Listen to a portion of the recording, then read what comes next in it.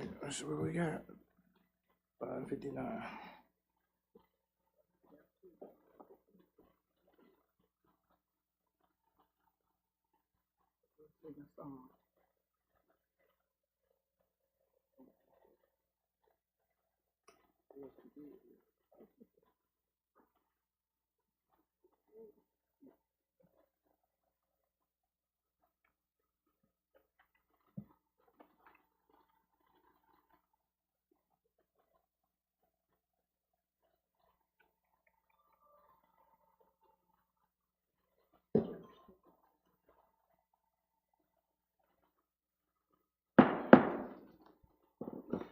Good evening. I'd like to welcome everybody to the Winterville Town Council meeting. Today is Monday, January the 12th, 2026. Time is 6 o'clock. I'm going to call this meeting to order. The invocation tonight will be given by Mayor Pro Tem Robinson. After the invocation, we will stand for the Pledge of Allegiance. Let us pray. Our Heavenly Father, we give thanks for our community, and we give thanks for the citizens that have joined here tonight to take care of the business of the town. We ask that you will lead and guide us to make decisions that are pleasing in your sight and in the best interest of our community. Amen. Amen. Amen. If everyone could please stand, face the flag. I pledge allegiance to the flag of the United States of America and to the republic for which it stands, one nation, under God, indivisible, with liberty and justice for all.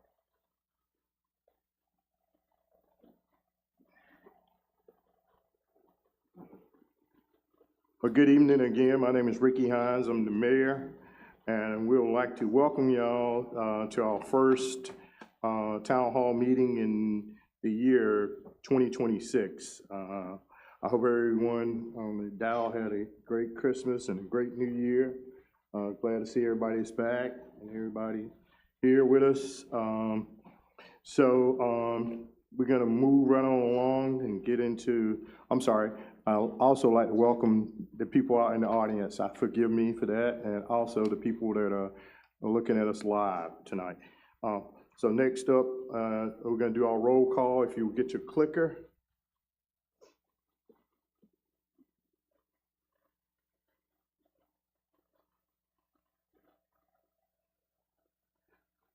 Everyone is present. Thank you. Next up would be the approval of the agenda, and Manager Parker, is there any changes or anything noted? I do think we had the addition of one public comment, and we did have an item under other agenda items 4 that was omitted or deleted. Okay. Is there anyone else that has any other changes? If not, could I get a motion to approve the agenda? Make a motion. Second. Okay, got a motion made by Councilwoman Smith, second by Councilwoman Dr. Brandon Harrell. Any discussion on the agenda? If none, please use your clicker to vote.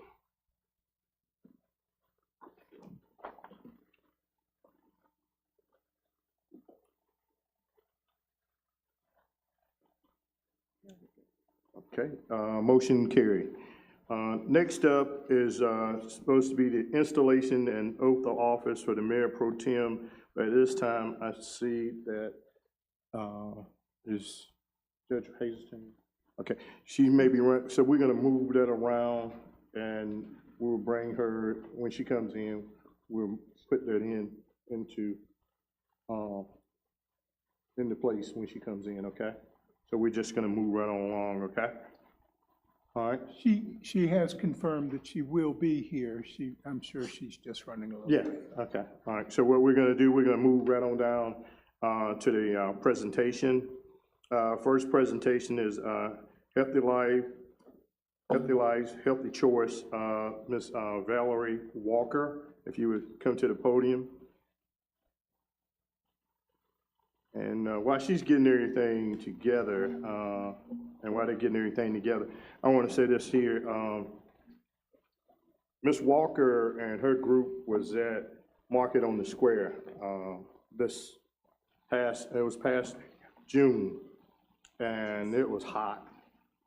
And I was doing my thing, walking around, meeting and greeting everyone. And I happened to see these ladies sitting over there under the tree, a whole group of ladies sitting over there under the tree. And so, me being the fastest pot I'm gonna go over there and speak to all the good-looking ladies over under the tree. So I walk over there, and they over there checking blood pressure. So they said, "Have you had your blood pressure checked?" I said, "Nah, I'm fine." And the other lady said, "Sit down." So I sat down. They checked my blood pressure, and Miss Walker and the other lady said, "Go home right now." I said, "What?" "Go home right now." Say, "Are you on blood pressure medicine?" And me being a hard-headed man I said, "Well, I got medicine, but I was fine." So I had stopped taking my medicine, people. And I was a walking time bomb. I was a walking time bomb, and I want to thank these ladies. Pretty much, y'all saved my life. Y'all did, because I went home, did what you said, got on the phone, called my doctor, got in to see my doctor, got my prescription right, and I have not stopped. Very good. Every morning, that's the first thing when I hit that flow, I'm taking that medicine. And so I want to say thank you. I really do. So the floor is yours. I'm honored that you shared your story. I didn't want to tell your story, but I'm glad you shared it. Good evening, everyone. And to you, Mayor, thank you for this time. And to Mayor Pro Tem, I thank you for inviting me for this opportunity. My name is Valerie Walker. I am a retired nurse. I was raised in Pitt County, but I live in Beaufort County now, down in good old Chakawinity. But I belong to a group called Healthy Lives, Healthy Choices. That is a program underneath Transforming Christian Ministries. It is a group of women and some men that our passion is about teaching people in our community, and especially our church congregation, to live a healthy life. As a nurse and working all over the hospital, it just hurts my heart to see people come into the hospital with chronic diseases, not knowing what they should do to prevent those. So that is pretty much our goal, is try to screen anyone so they can know what their health numbers are and understand what they mean, and try to get them within normal range. Like Mayor Temp, like the mayor said, his blood pressures was high, and we did send him home. I almost wanted to send him to the hospital, but he told me he hadn't taken his blood pressure pill, so I told him to go home and take his blood pressure pill. So that is all about, that's all we do. It is free, it's volunteer. Whatever we do for you, it is no cost. It's just that it's a group of women, and we are located in different churches all over Pitt County, and we have a few in Beaufort County. And what we do is we kind of screen our congregation church members and make sure that their numbers are within line. If your numbers are out of line, we talk to you, we educate you. We also provide education classes, exercise classes, so that we are not just telling you your number is high. We are trying to help you work through it and get it to normal. So that's a little bit about Healthy Lives, Healthy Choices. So why Winterville? You just heard the reason. So your mayor was not the only one that came through there and got their blood pressures checked, and the blood pressures were elevated. I can almost tell you 99% of the people here in Winterville have high blood pressure. And so I talked to him. I said, hey, we got to come up with a plan for Winterville, how we can help them with their blood pressures, because the blood pressures we checked today were all elevated. And so it's a concern for us. We don't just screen people and send them on their way. We are very concerned about everyone's health. So he said he would work with me, come up with a plan, and I guess this is the beginning of the plan.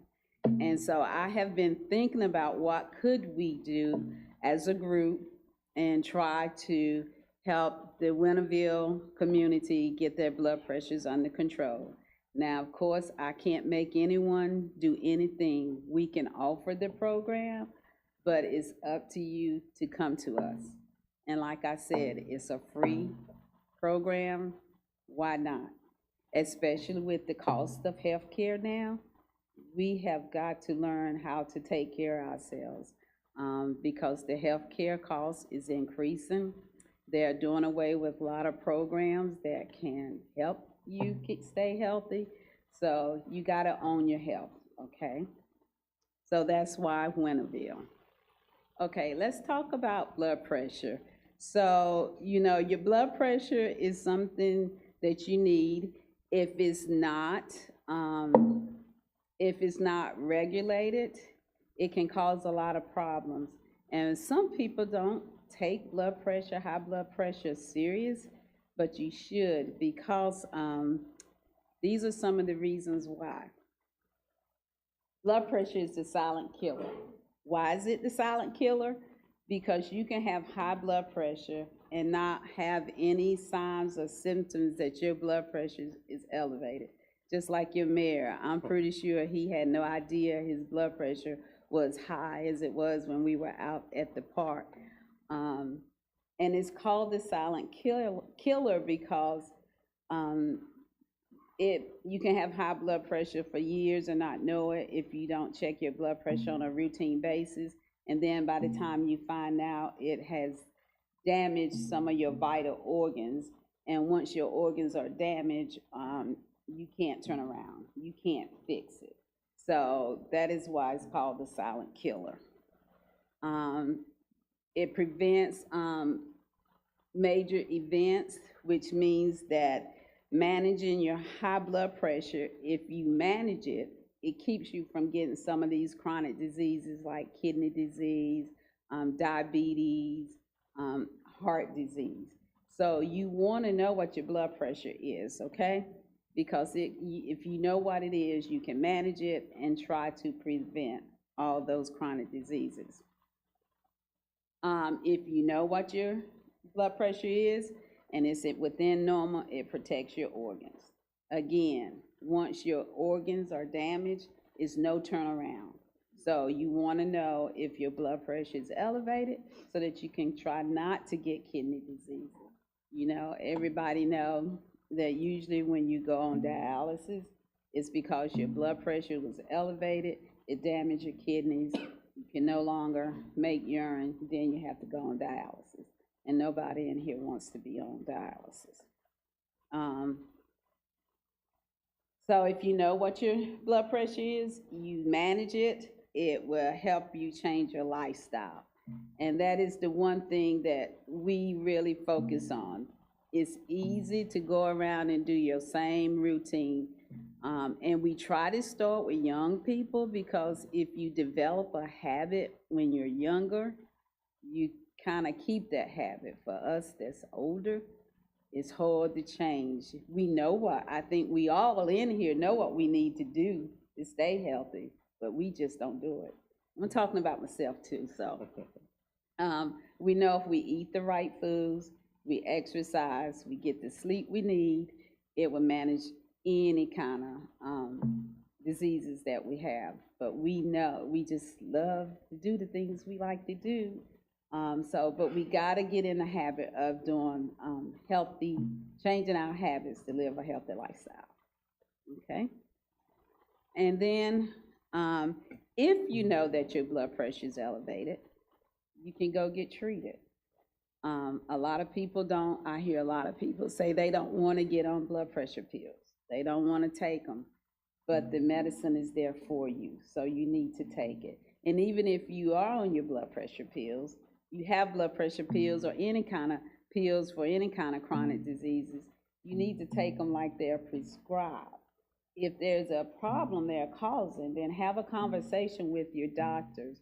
But don't just stop taking your medication just because you feel like you don't need it or you don't want to take it for whatever reason. So we cannot stop treatment on ourselves if we haven't had that conversation with our physician. So it's better to take your medications like you do. I'm a nurse. I didn't want to go on blood pressure pills, but I had a father with high blood pressure, a mother with high blood pressure, 2 brothers with high blood pressure. And you know, when I saw my blood pressure creeping up, I had a conversation with my doctor. I said, you know, cardiac disease is really high in my family, and I don't want to go out there and have a heart attack. So as bad as I hate to get on blood pressure pills, I have to be realistic. My family history is telling me I might need to be on the blood pressure medicine. He said, well, Valerie, you're not high. I said, I understand, but I don't want to get high because it's harder to get under control once it's there. So, you know, I had that conversation with my physician, and I started on a low-dose blood pressure pill, and I'm still at the same dose. So I'm glad I did that because of knowing my family history. So I would say to you, know what your family history is too, because some of this you can control and some of it you can't. And heredity, you cannot control. Okay, age, you cannot control. Race, you cannot control. Okay? I'm not going forward. Okay, there we go, I got it. When you start keeping up with your blood pressure regularly and you see how it is regulated, then it assesses all the different risk factors that you may be coming across. And if your blood pressure is gradually increasing, then have a conversation with your physician, okay? It is best for you to get a baseline of what your blood pressure is so that you know what is normal for you. Now, I'm sure we all want to know what is a normal blood pressure. Oh, okay, the systolic is the top number. This number is the pressure when your heart is actually beating, and the diastolic is the bottom number, which is when your heart is at rest. I can tell you systolic blood pressure is usually when something is really going on in your body. Diastolic, if it's elevated, it usually has something to do around you being stressed. So just keep that in mind because, you know, a lot of times we think stress won't hurt us, but stress would kill us, okay? So just keep that in mind. And so, and normal blood pressure is 120/80. If your blood pressure is anything over that, then you need to start changing your diet, exercise, and doing something a little different. I have a chart here which tell you normal blood pressure is less than 120. Your systolic, and less than 80 on your diastolic. When you start getting in trouble, your blood pressure start rising, the 120 through 129 and less than 80, you need to start doing something different. High blood pressure, stage 1, and you will hear high blood pressure, hypertension as well. Stage 1 is in 130 to 139. So that's when you need to start having a conversation with your doctor. And then stage 2, high blood pressure, is anything greater than 140.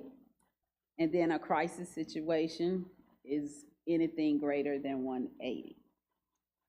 That crisis situation, if your blood pressure is over 180, you are looking at even having a heart attack or stroke or something like that.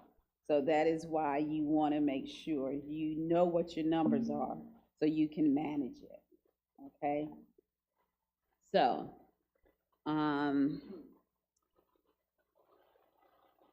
Know It, Control It is a program that is an evidence-based program that American Heart started years ago, and it's like a 4-month program where we come in, we manage your blood pressure, we check your blood pressure every week, see what it is. We give you classes, we talk about how to manage your blood pressure. We give you we like a health coach. We kind of coach you in managing your blood pressure.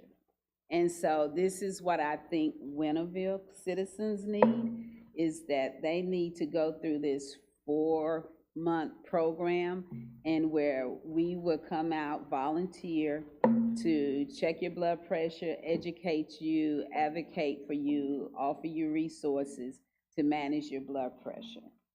We would have to have a place where you can come in and check your blood pressure anywhere. So we need like a building that is open to the public all the time.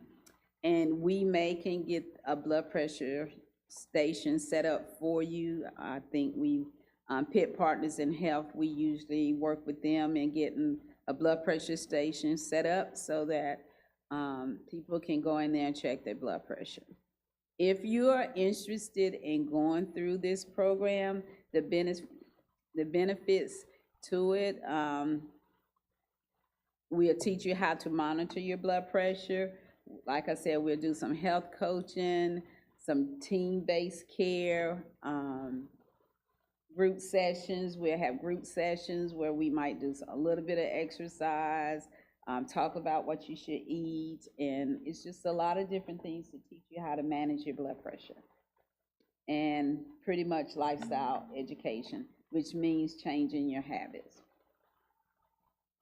Key goals, it just empower you to know what your blood pressure is and how to manage it. It improves your blood pressure. It reduces your risk in heart attack and stroke and cardiovascular issues. It helps you become in a habit of living a long life. Okay, if you manage your blood pressure, I'm convinced you will live longer. So who can join? Most of the time we look for individuals age 50 or older, but if someone younger wants to come in and join us, we do. We don't really turn anyone away because we want everyone to live a long life. We want everyone to manage their blood pressure. So even if you are diagnosed with high blood pressure and you are not maintaining your blood pressure at a good level, we will still take you.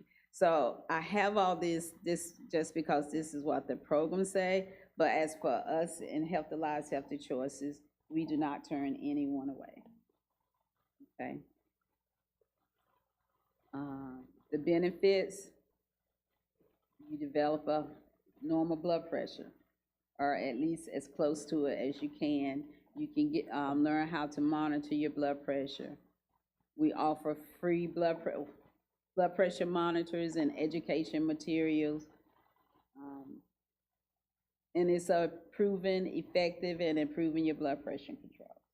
So that's pretty much what it is. It's a 4-month, once a week class and checking of your blood pressure and getting education and telling you how you can manage your blood pressure. We will even go over your medications with you if we need to. If you have medicines and you don't understand how they work or what they're supposed to do, we will even sit down individually and talk to you about your medication. So we would love to help the city of Winterville citizens have a healthy blood pressure so that they can live a long life. So I would say to you again, thank you for allowing me to talk about this. If you are interested, I think you can call this office and leave your name, phone number, and email address if you have one. We would like to have at least 10 people interested for it to be worth our while to come to Winterville to teach the class, but before we actually get started. But again, we're just here. We want you to live a long, healthy life.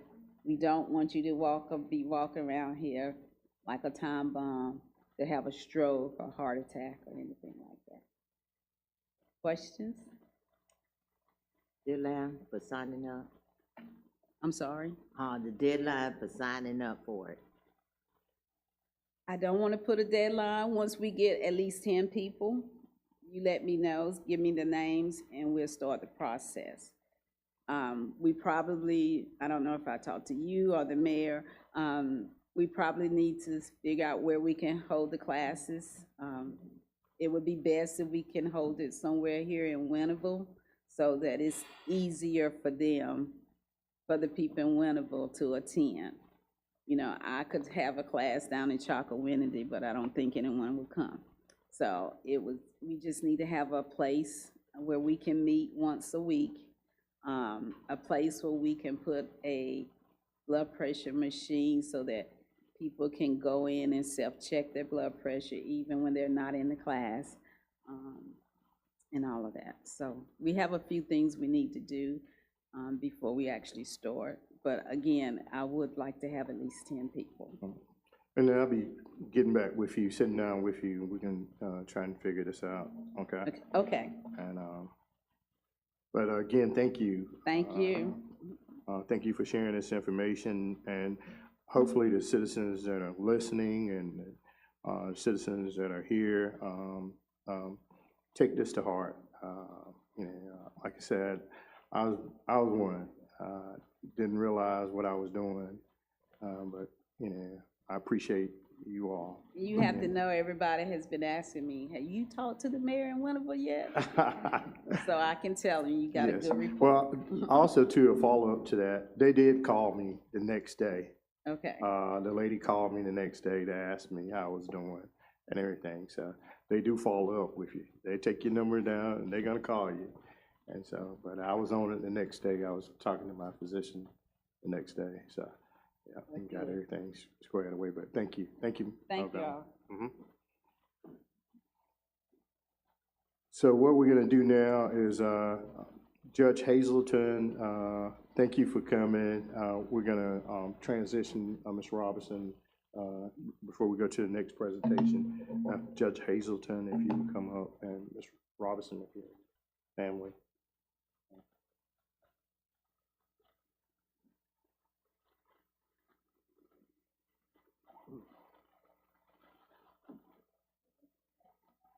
Good Good evening. evening. Good evening.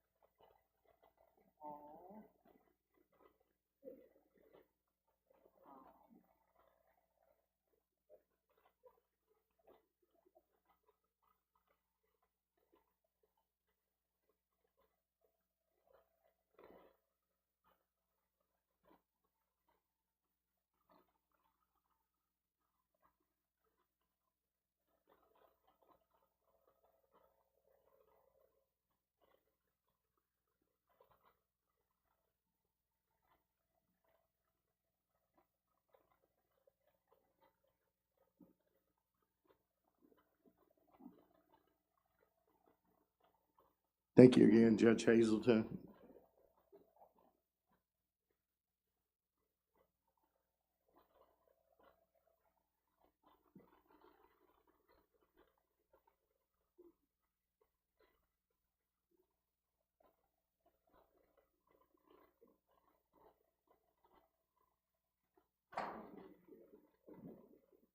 Okay, next up, we have our 2024-2025 audit, Austin Eubank, Thompson Price, Scott Adams, and Company PA. If you would come to the podium, Austin and Ms. Jessica. Good evening, Mayor and members of the council. Tonight we have here Mr. Austin Eubanks from Thompson Price, Scott Adams and Company from Wilmington. He's going to present our 24-25 fiscal year audit. Each year we contract out an audit firm to comply with general statutes, to audit our funds, to ensure that they are accounted for correctly, and to also make sure that we have the proper controls in place. So I'll hand that over to him.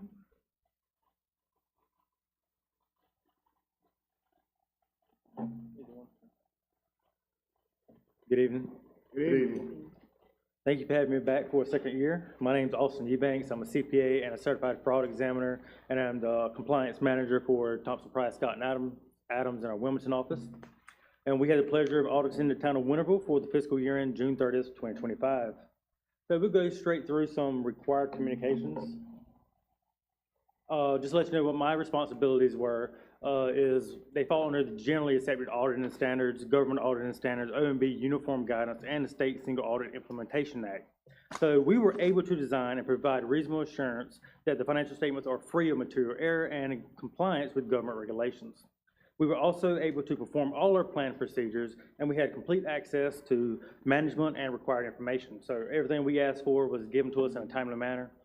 And I just wanted to say Jessica and her whole entire team was absolutely a pleasure to work with. Significant deficiencies in internal control this year, we did not find any. I know a couple years ago there were some HR issues, but that has been rectified. The new changes in accounting policies this year under GASB was GASB 101, which is a sick leave. Typically, accrued vacation is the only compensated absence in the past. However, sick leave was added on this year, and you'll see a prior period adjustment for your water, sewer, and electric funds, and that's for the 2024 balances. So just to let you know about that ahead of time. Management's judgments and accounting estimates were deemed reasonable, as they should be. Financial statements disclosures were neutral, consistent, and clear. We did not have any significant audit adjustments or unrecorded differences. We did not have any disagreements with management. No outside consultation or other accountants were utilized, and no prior retention issues. We did not have any difficulties while performing the audit. No, we did not find any irregularities or illegal acts. So looking at your general fund, your total revenues and other financing sources, you collected $14,644,000. You had $13,329,000 of expenditures, giving you a positive net change of $1,315,000. However, one of the LGC requirements is the minimum undesignated fund balance. So the minimum for somebody of your size would be 25% of expenditures, and that would have been right at $3.3 million. However, your unassigned fund balance is an astounding $12.4 million. So again, that 25% minimum threshold, you're sitting at 118.92%. Your tax collection rate overall was 99.3%, so another good metric. This is a operating summary for the general fund for the past 4 years. I can see each year you're showing a positive, exactly what you want to see for revenues being outweighing your expenditures. So let's look at your top 5 revenues for the general fund. Operating. Your ad valorem taxes, you collected $6.7 million. That made up 48% of the total revenues. Your unrestricted intergovernmental was $4.2 million, and that's mainly your sales and use tax. Your sales and services, $1.3 million. Investment earnings of $655,000. Your restricted intergovernmental, which is mainly grants, of $613,000. All of the revenues combined was $456,000. So looking at the different departments for the general fund, your public safety department spent 40% of the total expenditures at $5,374,000. Your general government had $3 million, and that made up 23%. Public buildings of $1.5 million at 11%. Transportation, $1.2 million. Cultural and recreation, $986,000, and all their expenditures combined was right at $1.2 million. And that mainly is your debt service, paying off your debt, principal and interest of $615,000, and your environmental protection department of $582,000.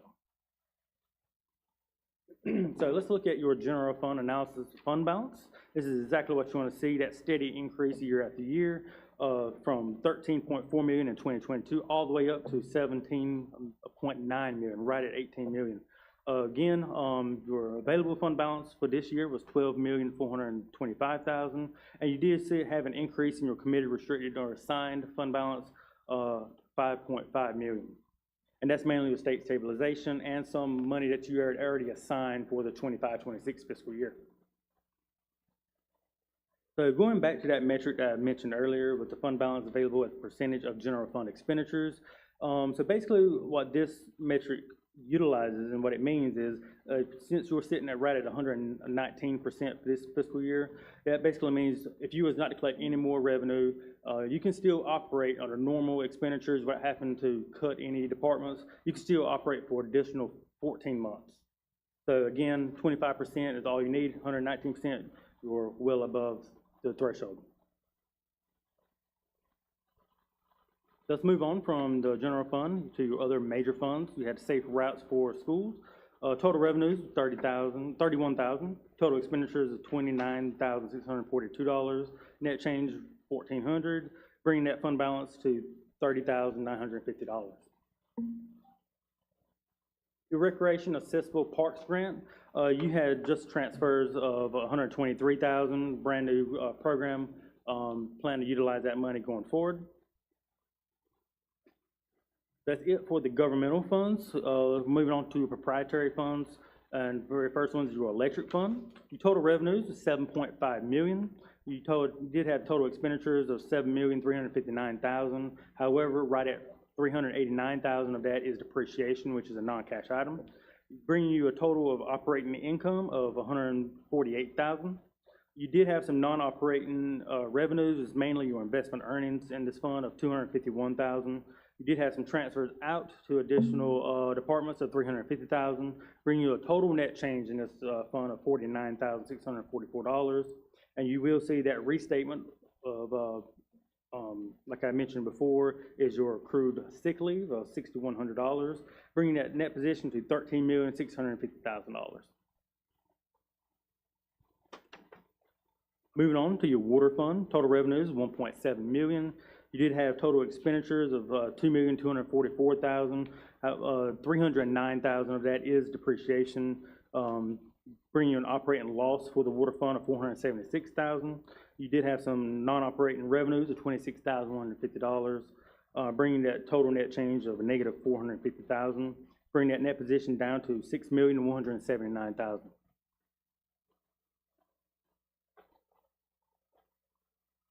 Moving on to your sewer fund. Total revenues of $3.3 million. The total expenditures of $3,165,000. $623,000 of that expenditure is depreciation, bringing you an operating income of some $173,000, bringing your net position up to $9.8 million.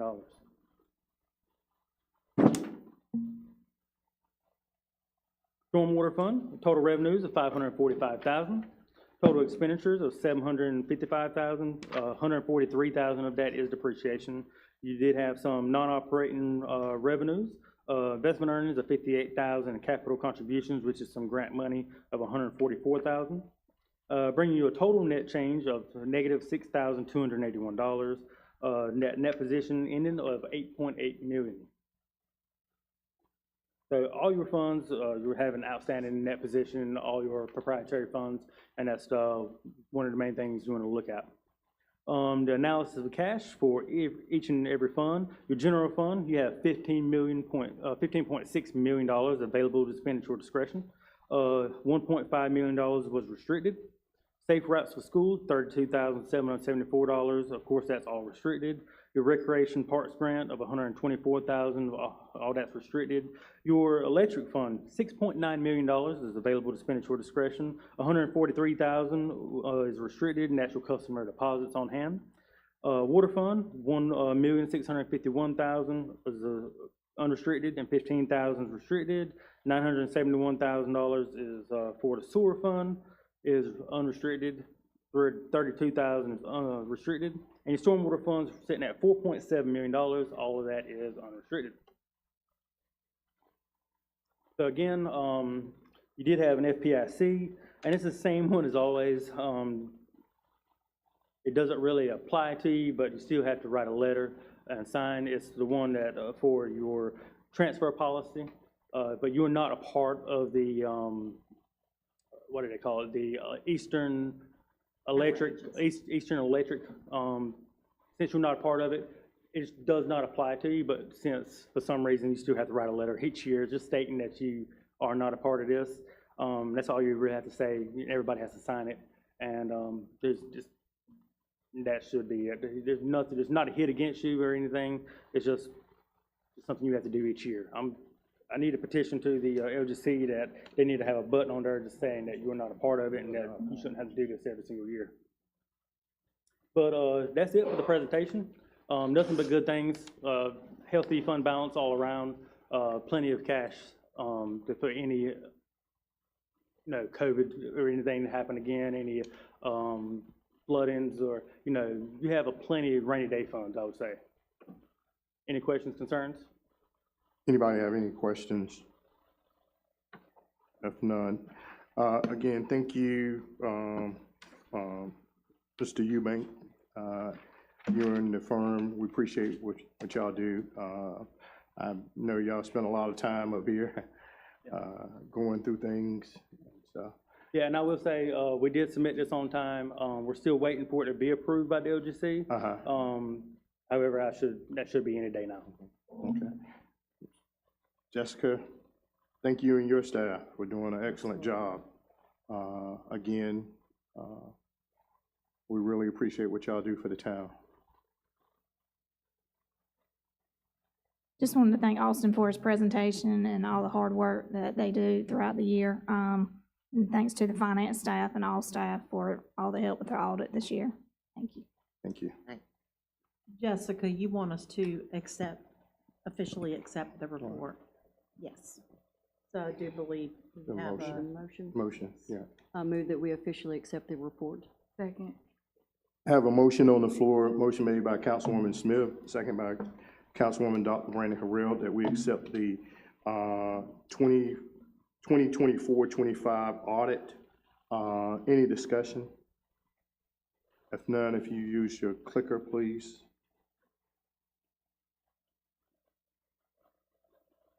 Thank you, motion carried.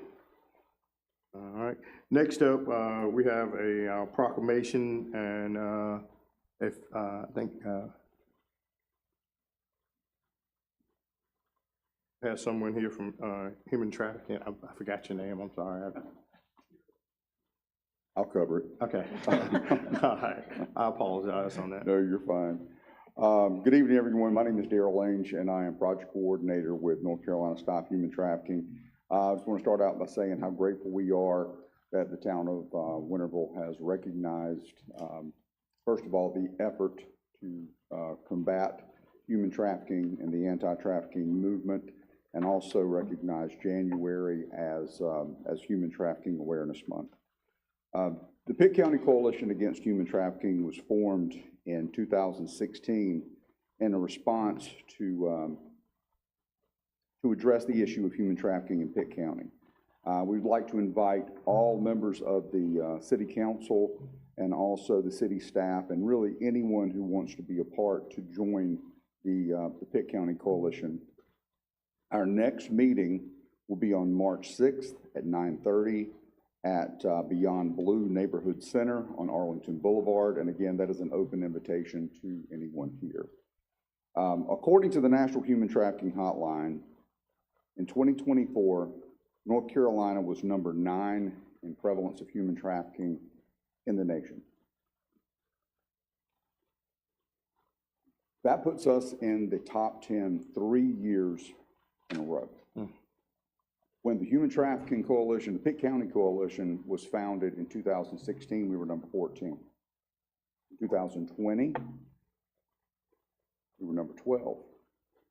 So as you see, being in the top 10 3 years in a row is a problem that's getting worse. It's not getting better.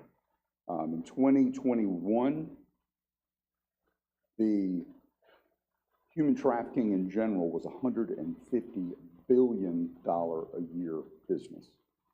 That was in 2021. In 2024, it is now a $236 billion business. It is the fastest growing illegal industry in the world. We've seen both sex trafficking and labor trafficking here in North Carolina, as well as here in Pitt County. Regarding sex trafficking, the two most common locations for that type of trafficking are commercial-based businesses, such as residences, as well as massage parlors, or any type of massage businesses. Regarding labor trafficking, the two most common industries are in agriculture and domestic work. Females make up 75% of the reported cases, and minors make up 26% of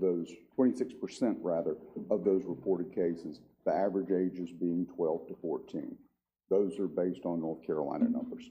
Now, you'll notice that I said reported cases. I use that terminology because most cases are not reported. In order to fall in that report, it has to go directly to the Human Trafficking Hotline. That does not account for law enforcement investigation. It does not account for DSS or CPS work, and it doesn't account for women's shelters that serve women that are victims of trafficking. This is especially true when it comes to minors, because as we're finding out, children are also trafficked by their own family members.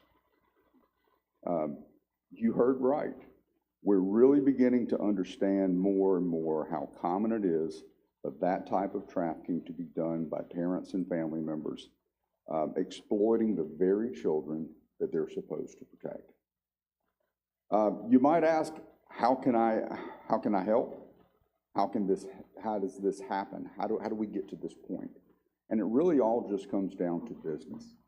It's simply a business. If there's a demand, especially a demand for women and children, someone will happily supply that demand. The only way to stop human trafficking, whether sex trafficking or labor trafficking, is to reduce and eventually end the demand. So, where do we go from here?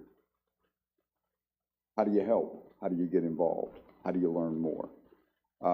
First of all, if everybody got a flyer, if not, see me, but we have webinars so you can learn more. You can learn how you can help. We have one tomorrow at 2 p.m. If you don't have a flyer yet, you can see one of us, and we'll happily give you one of our ribbons that you can wear, showing that you do indeed recognize that January is Human Trafficking Awareness Month. But please join us tomorrow on the webinar. We also have another one coming up on the 27th, and details for that's on the flyer as well. Does anyone have any questions? Anyone have any questions? Only question I had is, because we're so high, is because proximity to 95 and also 64, and being kind of like duck in and duck out. Right. It is, but we also have to realize when we think about human trafficking, we have to be very careful, because where we are currently, with especially the way that Hollywood has glamorized certain things and the way things have been politicized on one side of the aisle or the other, there's confusion over human smuggling and human trafficking. Okay. So when you think of an 18-wheeler full of someone from another country being snuck across the border or transported, that is human smuggling. That is a crime against a country's immigration laws, no matter what those laws are, whether you agree with them or not. That's human smuggling. Human trafficking is one-on-one.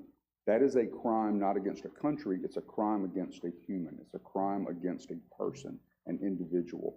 And what we see a lot of times is we'll see someone who's struggling with it's a vulnerability, period. It could be anything. It could be, they could be struggling with a substance abuse disorder. It could be poverty. And someone decides that they're gonna make money by manipulating and exploiting that vulnerability. We see a lot of familial trafficking, trafficking within a family that is generational. That's just what I do to pay the bills. That's what my mama had to do to pay the bills. That's what my grandmama had to do to pay the bills.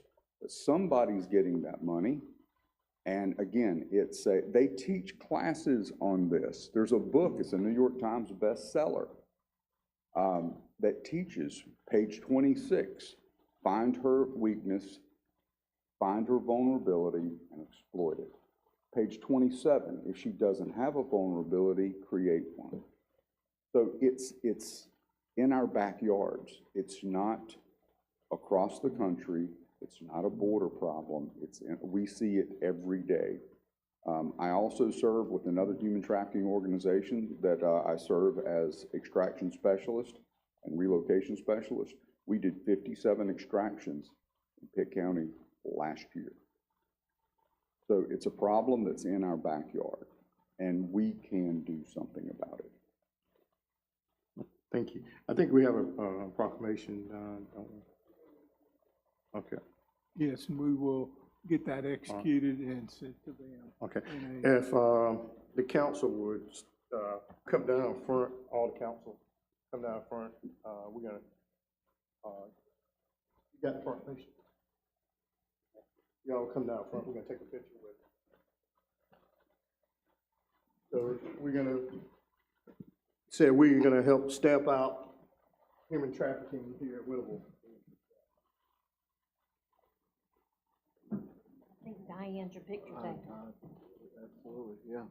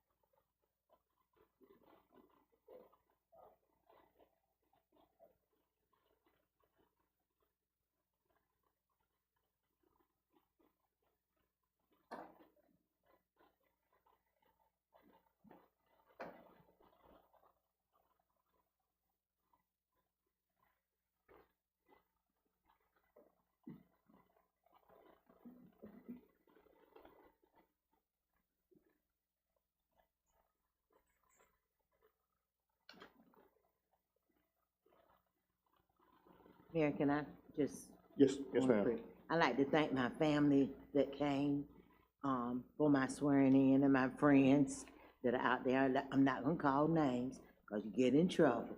But I wanna say thank you to all of you for your encouragement throughout the years that I've been serving, because every one of you has done a special part into my service.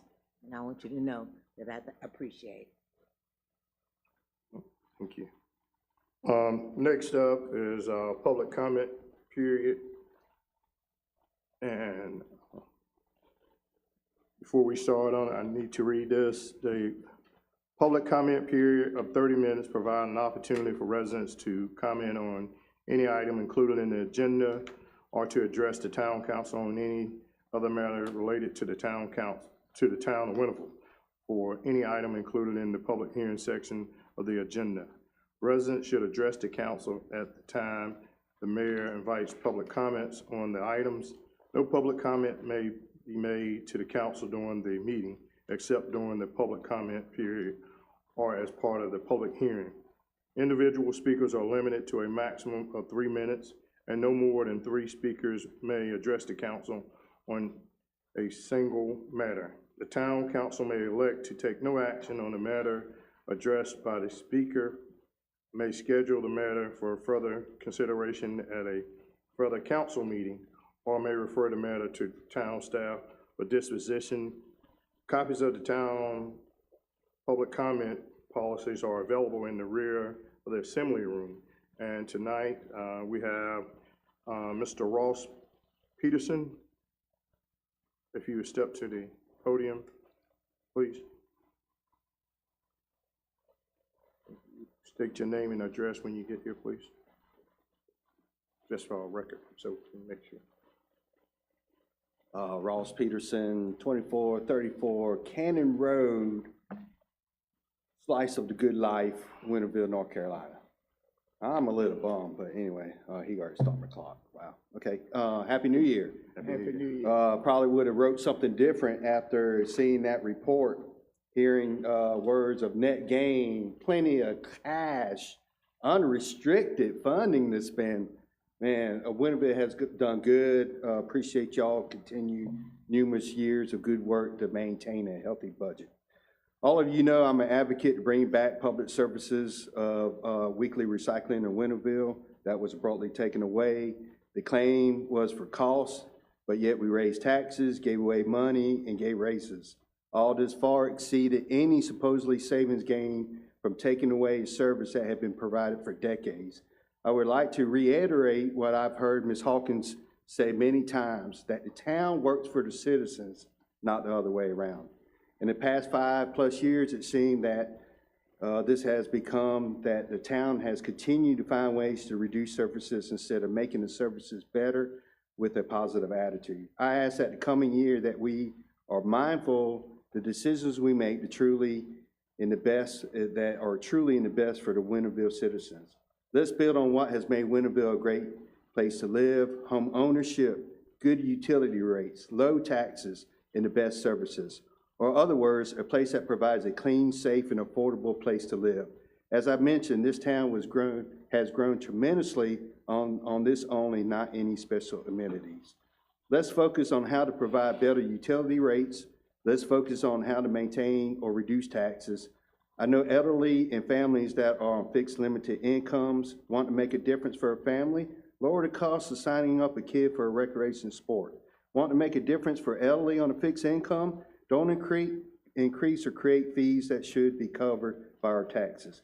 Help homeowners by having a workable inspection department. Bring back construction pickup. How about nonprofits? There was a time the town didn't charge nonprofits for inspections. Staff last year said that the town of Winterville was one of the leading towns in North Carolina for home ownerships. Let's figure out a way to be the top of that list. We have little land to develop. Let's make sure the town planning and ordinance helps bring more home ownership instead of rentals. This town was built on homeowners that love their community.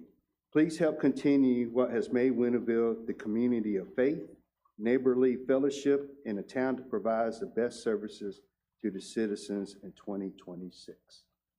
Thank you. Thank you, Mr. Peterson. Next up, we have Ms. Matt DeJesus. Happy New Year. Happy New Year. This year I'm expecting a good nights of the night. I already been seeing it on Main Street. Oh, that was a neat job you had over there, Hawkeye. You saw that? But we need that safety line drawn on that highway. That was nice. And congratulations to Mayor Pro Tem Robinson. You know, Robinson, a guy told me yesterday that he calls Boyd Street, Veronica, that's near my house, Veronica Street, because you worked so hard trying to get that street done. At first, when they started that, I was upset because they cut off a big chunk of my yard to widen the road. Then they cut off another big chunk to build the sidewalks. Then they cut off my corner, a big lot of land there to round that corner of the street off. I was upset, but after they finished it, I was happy because it made my yard pretty. So pretty, and then plus, I had less grass to cut. And thanks, Pro Tem Mayor. Winterville Historic and Art Society Incorporation is sponsoring Winterville Blight Trailblazers and Pioneers Series 3 celebration February the 15th, 3 through 5. We have hospitality bags for first 50 sign-ins, door prizes, awards, refreshment, $15 booklet for sale, and a beautiful African attire fashion show. Come celebrate with us as we celebrate our Black history. Bring your grandma, your grandpa, your cousin, neighbors, children, mom and pa. Bring them all. We have unlimited seating. This is for all races, not just for the Black race now. It's for all races, for the whole community. Winterville Charter Academy School on Bayswater Road is kindly hosting it. Their gymnasium is huge. If you don't have a seat, they will surely get you one. Also now, February the 22nd, we will present Winterville Black Trailblazers Part 2 at the depot on Railroad Street, sponsored by the Human Relations Board. The Human Relations Board will educate you on World Black History. They will also provide you with refreshment and a good time. The seating will be limited at the depot for fire safety. So you make sure you get there early before that door closes. And another thing, you know what, I know you're about to say close, but I gotta tell you this. It's a good thing you got your eyes on some pretty women because they save your life. Whoa. Thank you, Ms. Pat. Thank you for the announcements also. All right. Next up is our consent agenda. Move that we approve it. Second. Have a motion and a second. Motion made by Councilwoman Mayor Pro Tem Robinson, second by Councilman Moy. Any discussion? If none, please use your clicker to vote, please.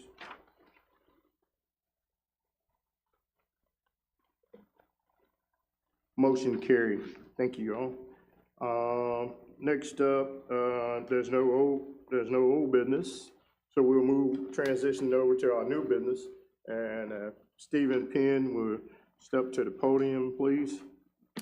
Good evening, Mayor and Town Council. We do have two preliminary plats tonight. The first one we're going to look at is 11 at Main, Phase 3.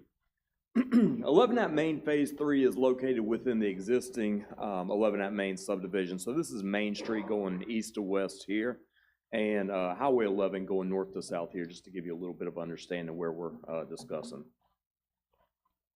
The applicant for this project is Britt Development Company of Archdale. Again, this is located on the southeastern corner of Main Street and Highway 11. It's a portion of property number 90779. It's a very small site. It's only a little over 1.52 acres. On this site, they're proposing 17 units, 3-bedroom each, single-family attached, or more commonly referred to as townhomes. This site is zoned multifamily residential. Multifamily residential still requires a special use permit for this use. The owners obtained this special use at the Board of Adjustments May 19th, 2025 meeting. Given a few overview aspects of this development, the applicant is proposing the dedication of recreation space around the units, as we'll see. There's guest parking provided, and all of the roads for this development are already in place. The site is essentially sitting ready to be developed. And just to give kind of an understanding of the site, so all of these white squares are residential units. So on Cooper Street, As you'll see, there will be two sets of single-family attached units, one fronting 11 at Main Drive, and then one fronting Cooper Street right here as well. With it placed over an aerial, it provides a little bit better context of where we're discussing. Again, this is the existing 11 at Main buildings. This is where you're seeing the current buildings being constructed right now. And then, of course, just north of it, you will see these 17 units, again, fronting 3 different roads. There will be a sidewalk surrounding this as well. And then there's parking provided here as well. I want to point out one other thing too. All of this gray area will be utilized as community recreation land. So it's going to be for all of the residents to enjoy as well.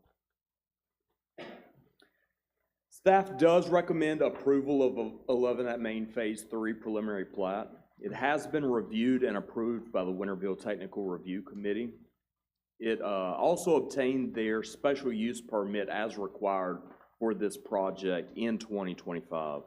Of course, if approved, this project will have to submit construction drawings prior to eventually submitting a final plat. Planning and Zoning did unanimously approve this at their December meeting. If anybody has any questions, I'd be happy to answer. We do have the applicants here with us tonight as well, if anybody has any questions for them. Anybody have any questions? I do. Yes, ma'am. First, can you please share what the Technical Review Committee is? That's the first I'm hearing of it. Yes, ma'am. So the Technical Review Committee is a group of different departments and even agencies outside of the town of Winterville that review all plans and projects that we have. So, for instance, all of the department heads throughout the town of Winterville. It also goes to like NCDOT, goes to GUC for any of their reviews. Other agencies such as that, even people like MetroNet and utility providers, so they can know about utilities or upcoming projects.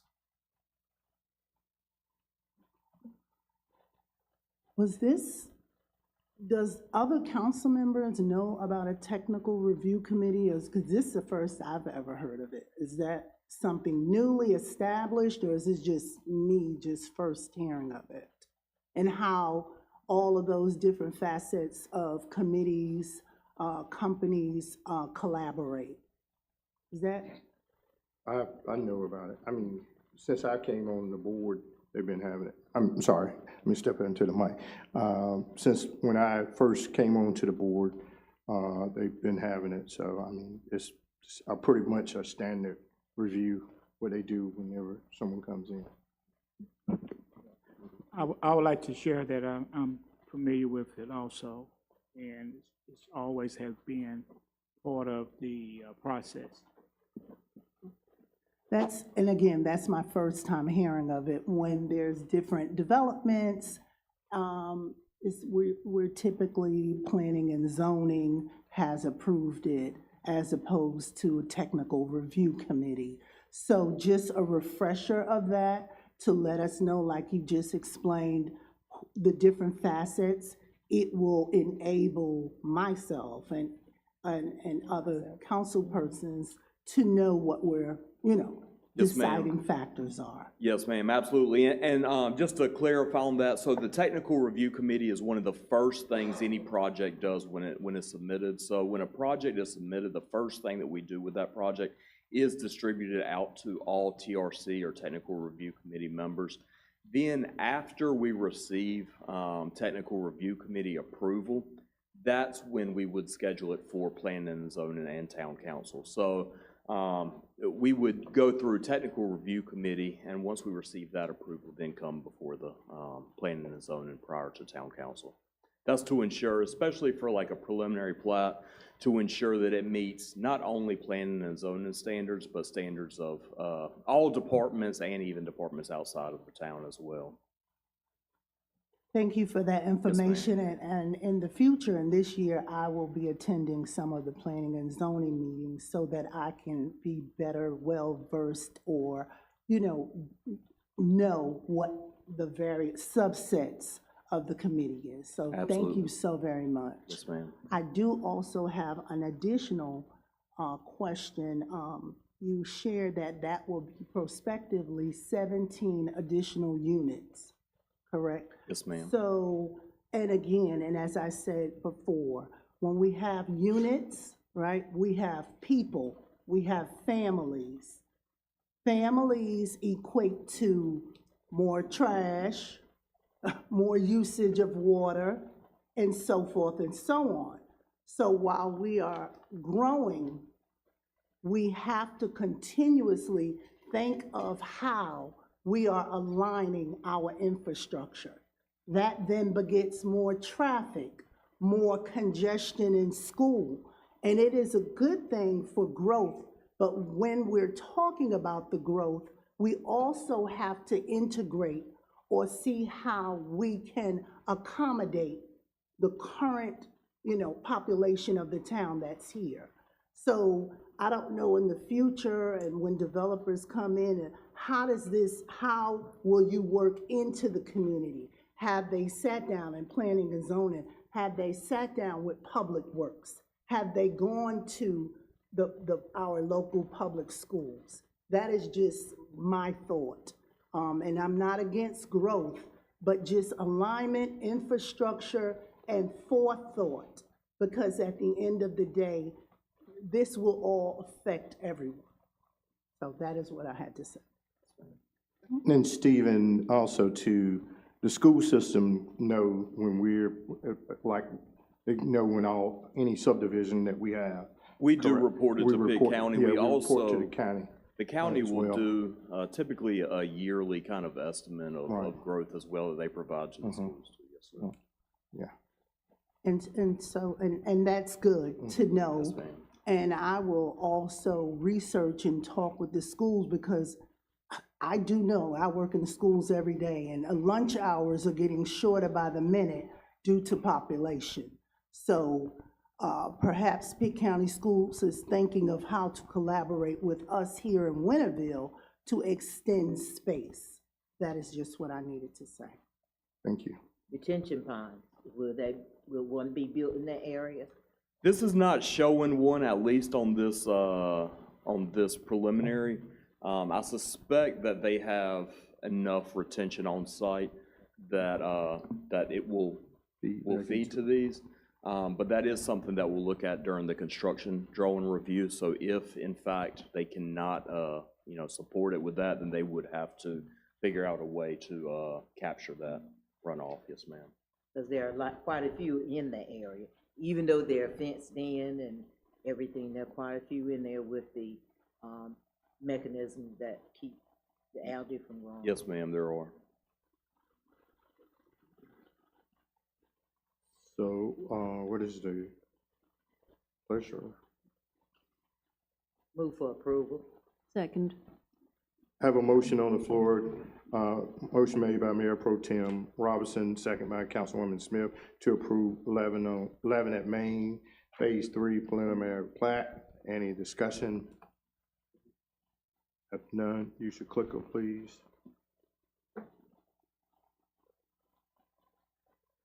Motion carried 4-1.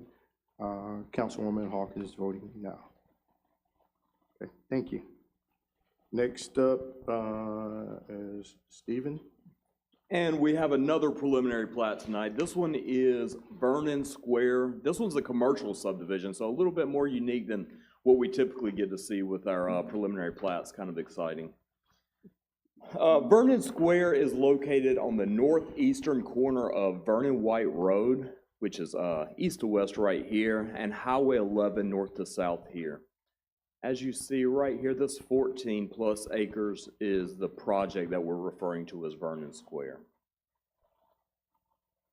Applicant for this project is ARC Consulting Group. Again, this is a northeastern corner of Highway 11 and Vernon White Road. It's a 14.32 acre site that features 7 commercial lots. There's one additional lot on the site that will be a stormwater infrastructure lot. Zoning of this site is general business. To look at some of the overview and aspects of this site, there are going to be 3 ways of connection onto this site. An ingress and egress on Vernon White Road, and I'll show you all of this on a map right here in a second. An ingress and egress on Beacon Drive, and an egress on Highway 11. Now, the map that we're going to see today is vastly different than the map that was initially submitted to the town.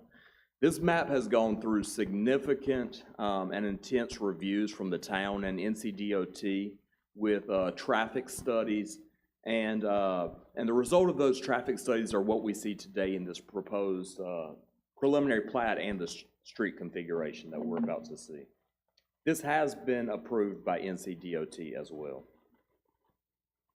This is the preliminary plat as it lays on an aerial. So again, this is Highway 11 going north to south here, and you've got Vernon White Road going just right here to the south of the site. You've got, as you see, 3 commercial sites that would front Highway 11. You've got one on Vernon White Road, and then 2 that are interior to the site, well, 3 that are interior to the site. Accessing this site, as you can see, on the Vernon White side, you've got an ingress and egress, which means an in and out will be allowed by NCDOT on Vernon White Road. There's also going to be significant turn lane and traffic upgrades required for this project to go into this site. One of the requirements, NCDOT required the applicant shift this all the way as far away from that intersection as possible to help alleviate any additional concerns for that intersection.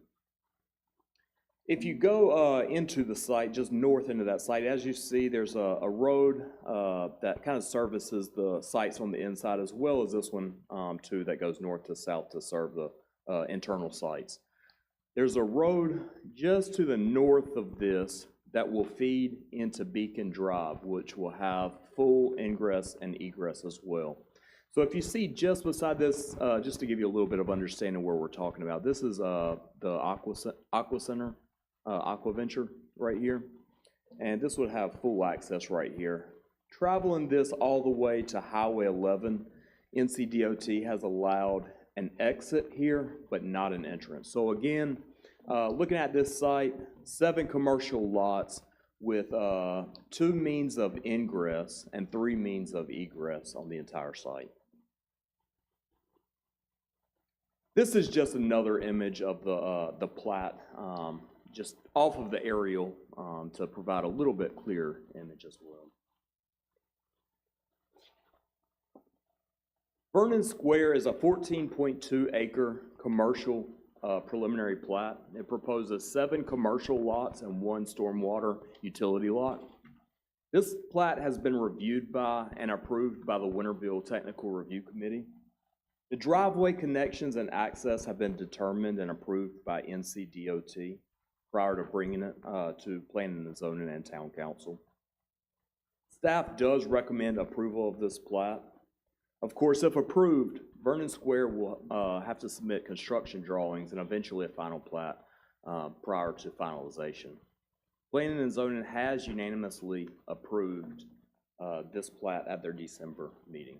Does anybody have any questions? We also have the applicant here if you have any specific questions for them as well. Anyone have any questions? I don't have a question. I just would like for you to explain in layman's terms what ingress and egress is for just the average person Yes, listening. ma'am. Thank you. Absolutely. So ingress and egress means being able to go into and exit something. So ingress in this case means the ability to go into this preliminary plat site, and egress means the ability to go out of this site. So in this case, NCDOT has reviewed 3 points of ingress and egress. 2 of them they've allowed full access, and 1 of them just an egress point. Thank you. Yes, ma'am. Anybody else have any? If not, what is the pleasure? I make a motion to approve. I'll second. Have a motion made by Councilwoman Dr. Harrell, second by Councilman Moy to approve the Vernon Square preliminary plat. If no discussion, please use your clicker.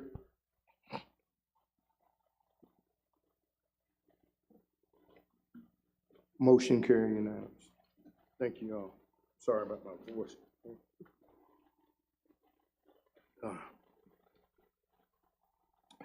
Mr. Ron Mills. Good afternoon, Mayor, Good Town afternoon. Council, Ms. Terry. I come to you tonight to ask for permission to purchase 10,000 feet of underground wire that will be used for the Old Tar Widening project. The purchase price is gonna be $147,223. That's gonna be for 10,000 feet of 750 MCM underground cable. We do have sufficient funds to make this purchase. Okay. Anybody have any questions on that? Anybody? Yeah, so I have one. Ron, this is for the widening, for the project for Tar Road, is that correct? Yes, sir. Will the town be refunded for this wiring Yes, sir. once the project's done? once the project is done? Yes, sir. Good. So it'd be reimbursement? Yes, Okay, reimbursement. all right. Anybody else have any questions? Not? What is the pleasure? I move to approve the purchase of the 10,000 feet I'll of second. underground wire. And I'll second. Okay, I have a motion and a second. Motion made by Councilwoman Smith, second by Councilman Robinson. Councilman Moore, I apologize, Councilman Moore, to approve the purchasing of underground primary wire. If no discussion, you can use your clicker to vote. Thank you, Council. Okay, thank you. All right. Before we go to the other items, I'm gonna take a 5-minute recess. If we could take a 5-minute recess and come right back, please. How about it? Yeah.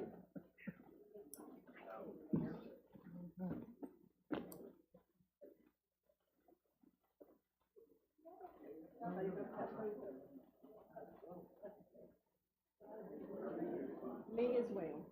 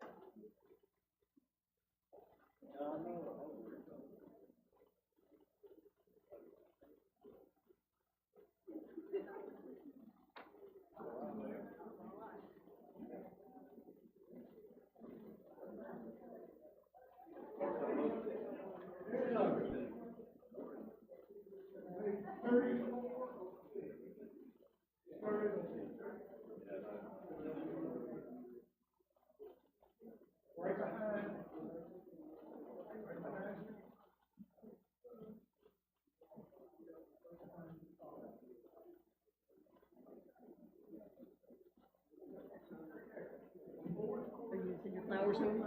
Go ahead and get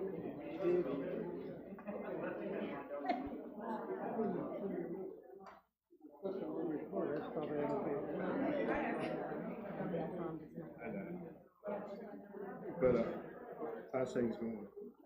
Thank you. Yep, started a new semester on January 5th. I live to tell the tale. Okay. I love what I do. I love working with the children. I love working with them. Boy, they can wear you out. I done got a fever blister. I done got. Is the county giving y'all any money? Martin County? No. They're not.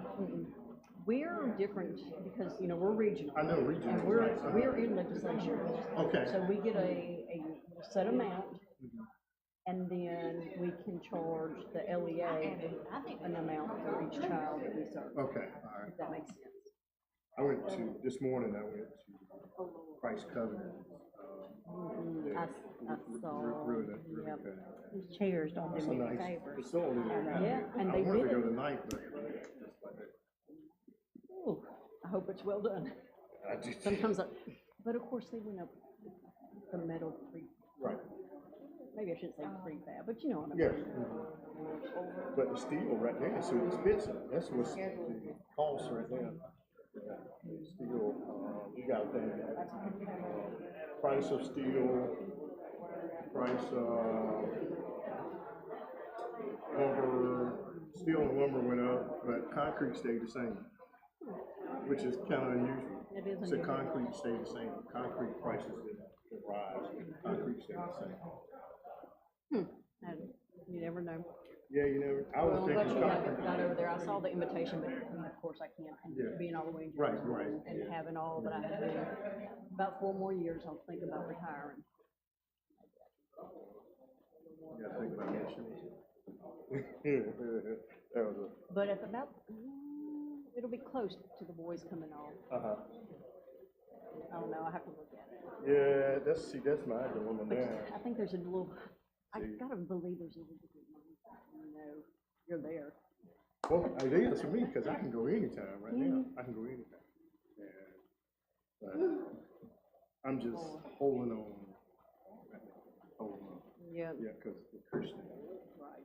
Did he tell you I saw him Well, Saturday? yeah. I think I've been to Lowe's Foods Friday, Saturday, Sunday. I saw him Saturday, I was picking up dinner. So that's the only reason I'm holding on right now. I'm ready. Where in the world did I put that? But then again, But what you gonna do with yourself? exactly what I'm gonna do with this.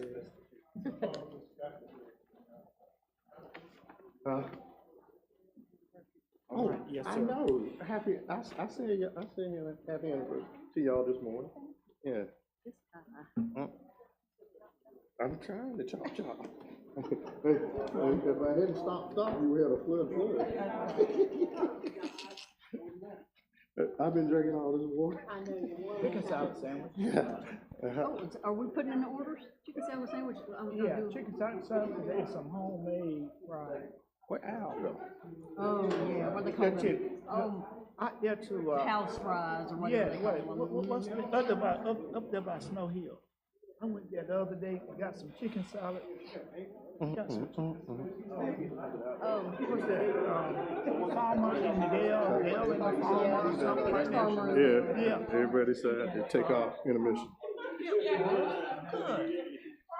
The chicken salad, to me it was. used to go to Edwards Pharmacy and Aiden. Yeah. Edwards is good too. Me too. Oh, Don. I haven't been down a while. Last time I went. Well, hey. And it might be something. Ready? like that, you know. Right. Call the meeting back to It might- order. Next up is our other agenda items. The first one, number one is solar energy benefits for our growing population. Councilwoman Hawkins, you have the floor. Yes, so I just quickly wanted to bring to the attention of the town council the topic of solar energy. And during my campaign, I talked to lots of people who live here in Winterville, as well as people who are thinking about moving to the area of Winterville. And they wanted to know what we did in terms of environmental health. I know that we had a recycling workshop, but that's just my question. I don't know what department can help me with that, but what I can say is that in a growing community with over 1,000 in population per year, that means more people. More people means more population. More population means more pollution. But how do we, as a town, align and have preparation for that? And so, to the Planning and Zoning Department, can you please share with me some things that we are doing, perhaps for maybe solar panels, perhaps incentives for developers who are going to, with their architecture, doing something in terms of helping with solar energy, perhaps something called green bonds, where developers get monies or funding to help with those type of things. I just wanted to ask that to ensure that those who have entrusted me know that this is a thought, that it is something that I have not forgotten.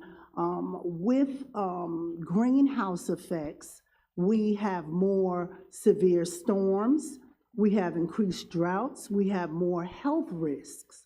So just for us, what are we doing here, or what are we planning to do? Thank you. Yes, ma'am. From a planning and zoning aspect of it, I don't think we have any incentives for solar or any alternative energies. I will say a lot of it, I think, probably as far as the alternative forms of energies, I probably would not be the best person to speak on that. I think probably somebody maybe in the electric or utilities departments to determine, I know that they know a lot more about Kings Mountain and how their energy is created. As far as planning and zoning, though, we don't have any type of specific benefits for solar energy. Ron, would you know? Could you come up and? And while he's coming, can I ask you again? You said green bond, B-O-N-D? Green bonds. Green bonds. Okay, I'm gonna try and look that up. Green bonds, okay. And it's bonds that help developers create, I guess, solar energy type material. Okay. Thank you. The town currently does not have any type of solar program. As far as the homeowners, residents that want to buy their own panels and put them up, that's not a problem, as long as they get the necessary permits and inspections. But we don't offer any type of buyback power from residential solar panels. I was wondering if a homeowner does get solar panels, would they get like incentives? And then second part, how would an inspection occur? Do we have a regulation or just for solar energy? We have a regulation for the installation of the panels themselves on a residence. So that would go through our inspections department, and Mr. Johnson would handle the inspections of those. So there's no prohibition currently on anyone who wants to install solar panels on their individual residence. any of the incentives and/or programs that you might have heard a lot about it at a few years ago. A lot of those have reached their sunset period. Now, the town in and of itself, we have a requirement to purchase renewable energy credits. We have to purchase solar credits. We have to purchase poultry credits, and there's a certain requirement per year. So we don't have, since we don't have programs where we are producing these types of renewable energies, we purchase these credits. So there are federal regulations. Also, the plant where we purchase power from, Kings Mountain Energy Center in Kings Mountain, North Carolina, is a natural gas generated plant. So that in and of itself. Say that again.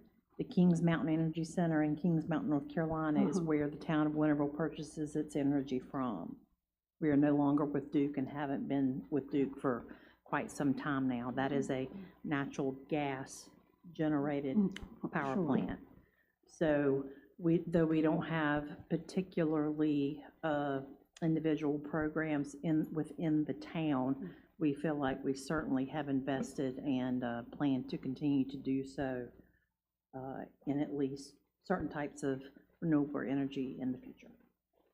And thank you for sharing that and sharing that to the public as well. So that is a first step, but I would say as we move along, we have inclement weather, we have our earth, our earth is having a toll taken on it.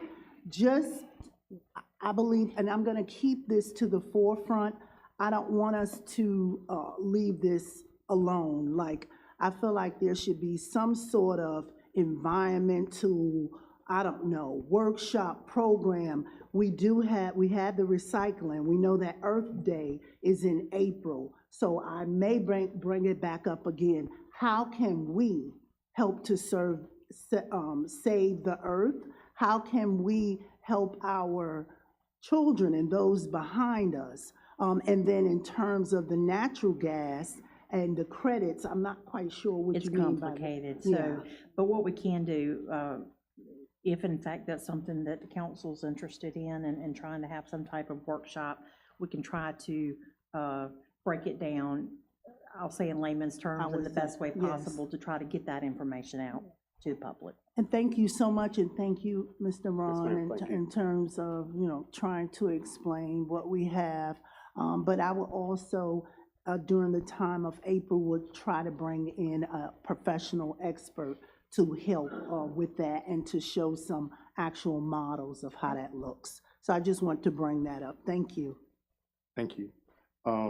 Next up, number 2 is Citizen Review Board, Transparency, Accountability, and Public Trust, Councilwoman Hawkins. Yes, so Mayor and members of the council, tonight I'm bringing forward an item regarding the establishment of a Citizen Review Board to address the concerns over racial disparities in traffic stops and to promote transparency and trust in our public services. My purpose is to receive clear legal guidance for this council so that we understand what is legally possible versus what is a matter of policy. I will begin quickly by asking our town attorney, Keen Lassiter, under North Carolina law and the town of Winterville's charter, does the council have the legal authority to establish a civilian review board by ordinance or resolution? And if so, what structure would be the most legally possible? Thank you. To respond to your first question, does the town have the authority? Yes, I think it does. To respond to your second question, to be quite honest with you, I'm not sure. I haven't had the opportunity in my years of service to the town and other towns to help form a citizen review board. I quite frankly would need to look into that to come back and bring you back information on what would be the best route to go. I will say that the preparation of the authority, the drafting authority, would need to be something that would need to be looked at very closely by the council to make sure that if the council wanted to move forward with the establishment of this type board, to identify specifically and exactly what authority the board would have, or what would be the purpose, the primary purpose of the board. Sure, sure. Thank you so much. I just wanted to establish that, yes, we can form a civilian review board. What my basis is off of, I asked for a 6-month report of traffic stops. I received a report that gave a total of between June 15th and November 15th of 1,235 traffic stops. Out of these 1,235 traffic stops, Black people were stopped 810 times. White people were stopped 362 times. Why is that important? When looking at the total in 6 months, 66% of the stops were directed towards Black people, and 29% of the stops were directed towards white people. This is a clear disparity, with a Black population of 36% and a white population of 56%. I'm not going to be but about a minute longer. It is very important what I'm saying. Okay, so in terms of the Civilian Review Board, it is to bring transparency, fairness, and informed oversight, to identify patterns and disparities, to assess fairness and bias in enforcement, and to enable accountability while protecting privacy, to provide evidence for initiating a review, and to support policy reform. All right, so it is very important to note that in the 6 months, actually, I broke down the 6 months and I did 2 months. And I found that enforcement is not evenly distributed. It is inequitable enforcement. It is officers that are using discretion that are not by a consistent policy. It is a variety of reasons that are being concentrated on, while other reasons are not being concentrated on, that are at a higher risk for safety. There seems to be a lack in consistent departmental standards, and we need some sort of board. I would like to say that I will continue to speak for this month after month after month, because the facts on this report are resulted in a detection of systemic issues. It validates community concerns, and it recommends reforms that are based on the evidence. We need some sort of reform, a change of regulatory enforcement. We need a continued effort of audits of investigative stops, and we need to find a way to benchmark these stops. So that is what I'm bringing before the board. I don't need a motion. I'm going to continue to bring more and more evidence. And the goal is to strengthen public trust in law enforcement and local government, and to increase equitable enforcement. This is what I am bringing today, January 12th, and it will continue until we have some sort of board that can do oversight. We know that our town manager is the general supervisor, supervision over our law enforcement, but the bias is a huge red flag, and it needs to be addressed. Thank you. That's that for Civilian Review Board. Okay, thank you. Next is number 3 is volunteer boards, purpose, stipulations, clarification. Councilwoman Harkins.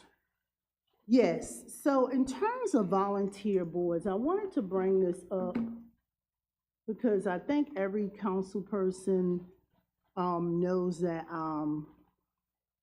there was an issue brought up in terms of favoritism. And since then, Mayor Pro Tem Robertson said that she had thought and changed her mind about, how volunteer boards would be constructed. I pointed out that having a family member, or my daughter per se, who was at the time the only applicant to be a college board member, who met the criteria. However, when I recommended her, it was stopped in terms of a discussion for favoritism. Since then, and this was for the Human Relations Board, and the council oversees that, but since then, Mayor Pro Tem Robertson shared that everyone should be able to volunteer. When speaking of volunteer boards, there needs to be a standard concrete policy that is not swayed, that we can look at, that we can reference.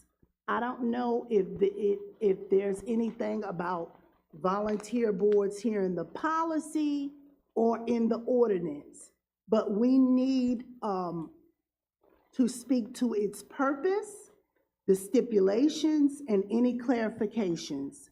My daughter sits in the audience right now, a 4.0 GPA college student at Pitt Community College. Nothing should have stopped her. I pulled back the recommendation from being offended by because she's my daughter. And what I would like to say is that I don't know, I think on the 27th or whenever we get together to go over things, we need to iron out what everything is, because here my daughter sits, she's not recommended, she's not on the Human Relations Board, although she is still eager to volunteer because of I don't know what the favoritism thing that came up. But we need to understand that when we have youth, a 20-year-old who is a straight A student, not only in college, but in high school as well, we need to be loving on them, we need to be modeling for them, we need to be encouraging them to volunteer. They are our future leaders. And so we haven't changed that. I know Mayor Pro Tem Robertson said, well, maybe we'll change it. We have not changed that stipulation in terms of criteria for college students. And my daughter's application is still on file. So I want to go ahead and say, when we come back in February, I will be recommending her to be a college student on the Human Relations Board. It was stopped because I was recommending, and I don't know what the conversation was, but that should not have happened, and I am grateful that Mayor Pro Tem Robertson thought about it and understand the gravity and what the benefit of her being on a volunteer. And lastly, all other volunteer boards are open to others who want to apply. It's not a who you like or what. The applications come before us. And then in the meantime, when we do get additional applications, I know they said there was another one for the college. Can we please have it? Can we see who these people are that would like to volunteer in advance so that we can look, so that we can discuss even prior to that month as opposed to getting up here and then trying to sift through things. That is what I wanted to say. I want to let my daughter know that you meet standards. You are important. Not only you, but anybody else that is a youth who wants to volunteer. We appreciate your interest. Thank you. That's it. Thank you. We are going to address a lot of these concerns, policy concerns, in our January 27th meeting. So I asked the council to be thinking about how we're going to look at all these policies, look at so that we can spruce them up, fix them up, tighten them up, and get everything done. So that's one of the things that we are going to be looking at on January 27th. That's correct. 27th and the February. and February 3rd. February 3rd. And Mayor, I'm Yes, sorry, Ms. Ron. I'm sorry. I just wanted a point of clarification for our audience, that we are given the applications when we receive our agenda packet, and we do receive our agenda packet digitally, electronically, prior to our meetings. So we don't get them right at the time that we're sitting here for review. We do have a little bit of time to review. I just want to make sure that everybody is aware that they are provided in advance, as is an entire agenda packet. I'm sorry, Councilwoman Robinson. And to address that, my change of opinion was based on the fact that this young lady is already working with the Human Relations Board. She worked when we distributed blankets and everything. She's already volunteering. And really, as a college member, she wouldn't have any more privileges, because as a college member, they do not vote. And so therefore, she's already doing everything that a college student or college representative would do. Mayor Pro Tem Robertson, she was given the opportunity to apply. She applied. Nobody else did. And you thought about it, but prior to that, you said it's favoritism. She's my daughter. I want anybody and anybody's family member to know that you can apply for stuff. And in terms of Councilwoman Smith stating a correction, we did have applications come to us on the date of. They were sitting here on here. They're not always given digitally. So before we tend to be committed to object everything, let's look into the facts. They have been brought to us and sat in front of us, and Mr. Harvey can confirm that. So as I said before, we should get an opportunity to look through and talk to each other about it, as opposed to looking through and don't know who or what. So that is how you collaborate.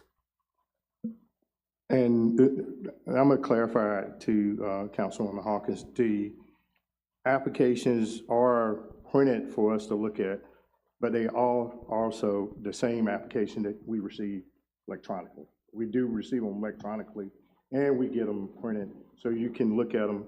A lot of times, we want to be able to see them right in front of us. That's why they're printed and given to you that day. So, Mayor, so what I'm gonna have to do is just go back to the meetings to show where Town Clerk Harvey has shared that they were just provided to us. This is not a back and forth, this is fact, and I was just simply stating that we would like to have them, not only if they're given to us separately, but how do we, as a town board, collaborate and communicate to select the best person? I don't know who knows who. All I do is see them in front of me. So that lends itself to how do we talk amongst each other prior to making a decision as such.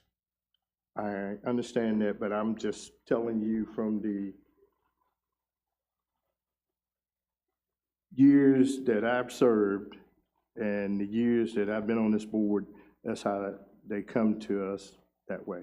But, but thank you. So now we're going to move on to items for further agenda and future work sessions. Anybody have any? I do want to emphasize that essential training is still open, and essential training is in Rocky Mount is for newly elected officials and seasoned officials, and the town takes care of that. Is February the 12th, 11th and 12th? Is it 11th and 12th? Yeah, I think it's 11th and 12th in Rocky Mount, but it's a very, very good course to have, and it also takes care of your ethics, and we are required to take the ethics training on this board, so we got to make sure we get that done. Well, the 12th, 13th. 12th and 13th, Yes. Okay, thank y'all for that. The 12th and 13th, but it's ethics training as well. So there's plenty of slots left. If you can't do it in Rocky Mount, there's Chapel Hill that you can go to as well, all right? So that's one work session, whatever. Anybody else have anything? The ethics training is offered online also, am I correct? Ethics, yes. Yeah, It ethics. should be. I have Yeah. not gotten the online information at this point. Right, yes, it's But offered. it's, okay, thank you. Yeah. And middies usually will buy whatever it is that is needed to purchase so that the member entities can use that for their folks to get the ethics training. All right. So, all right, next up is quarterly reports from department heads. See the attachment.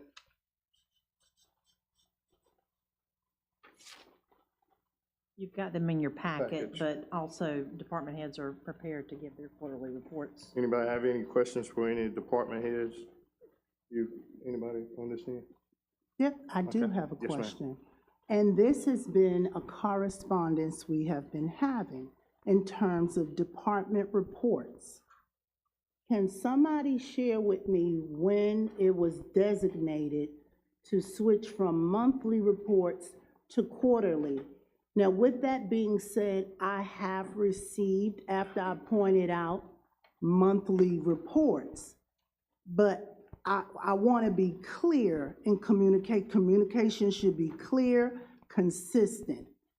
And, yeah, when did that occur, that they come out quarterly? And if I am in an error, please let me know. So the monthly reports have existed for a long time. Sure. And I believe when we decided to go to verbal quarterly reports, that there was a misunderstanding internally for the month in August that they didn't have to do reports for July. So if you'll recall, and Don, jump in if I'm incorrect, internally, we got together and made sure that everybody understood monthly reports would continue, and they have continued. And I believe you all got July reports. Was it in August, Don? Do you recall? However, you will continue to receive monthly reports. That is sent via email. The quarterly reports, which you will hear tonight, are also provided in writing in the agenda packet. And that is for you all, of course, but also for the public when the agenda packet is posted online. So the public is receiving the quarterly reports online in the agenda packet. They do not receive the monthly reports. That is the change, and I believe all of that was discussed at the August meeting. Council did not officially vote, but there was certainly a discussion, and nobody spoke against moving in that fashion. So just to be clear, and thank you, Town Manager Parker, the council should be receiving monthly reports. Correct. From every department every month.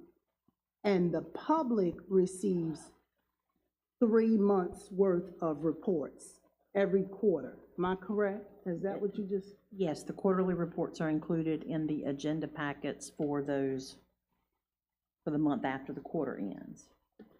So in other words, you have quarterly reports in the agenda packet this evening, they've been provided in writing. Yes. Obviously, that was included for the public's view if they so chose to go look at the agenda packet.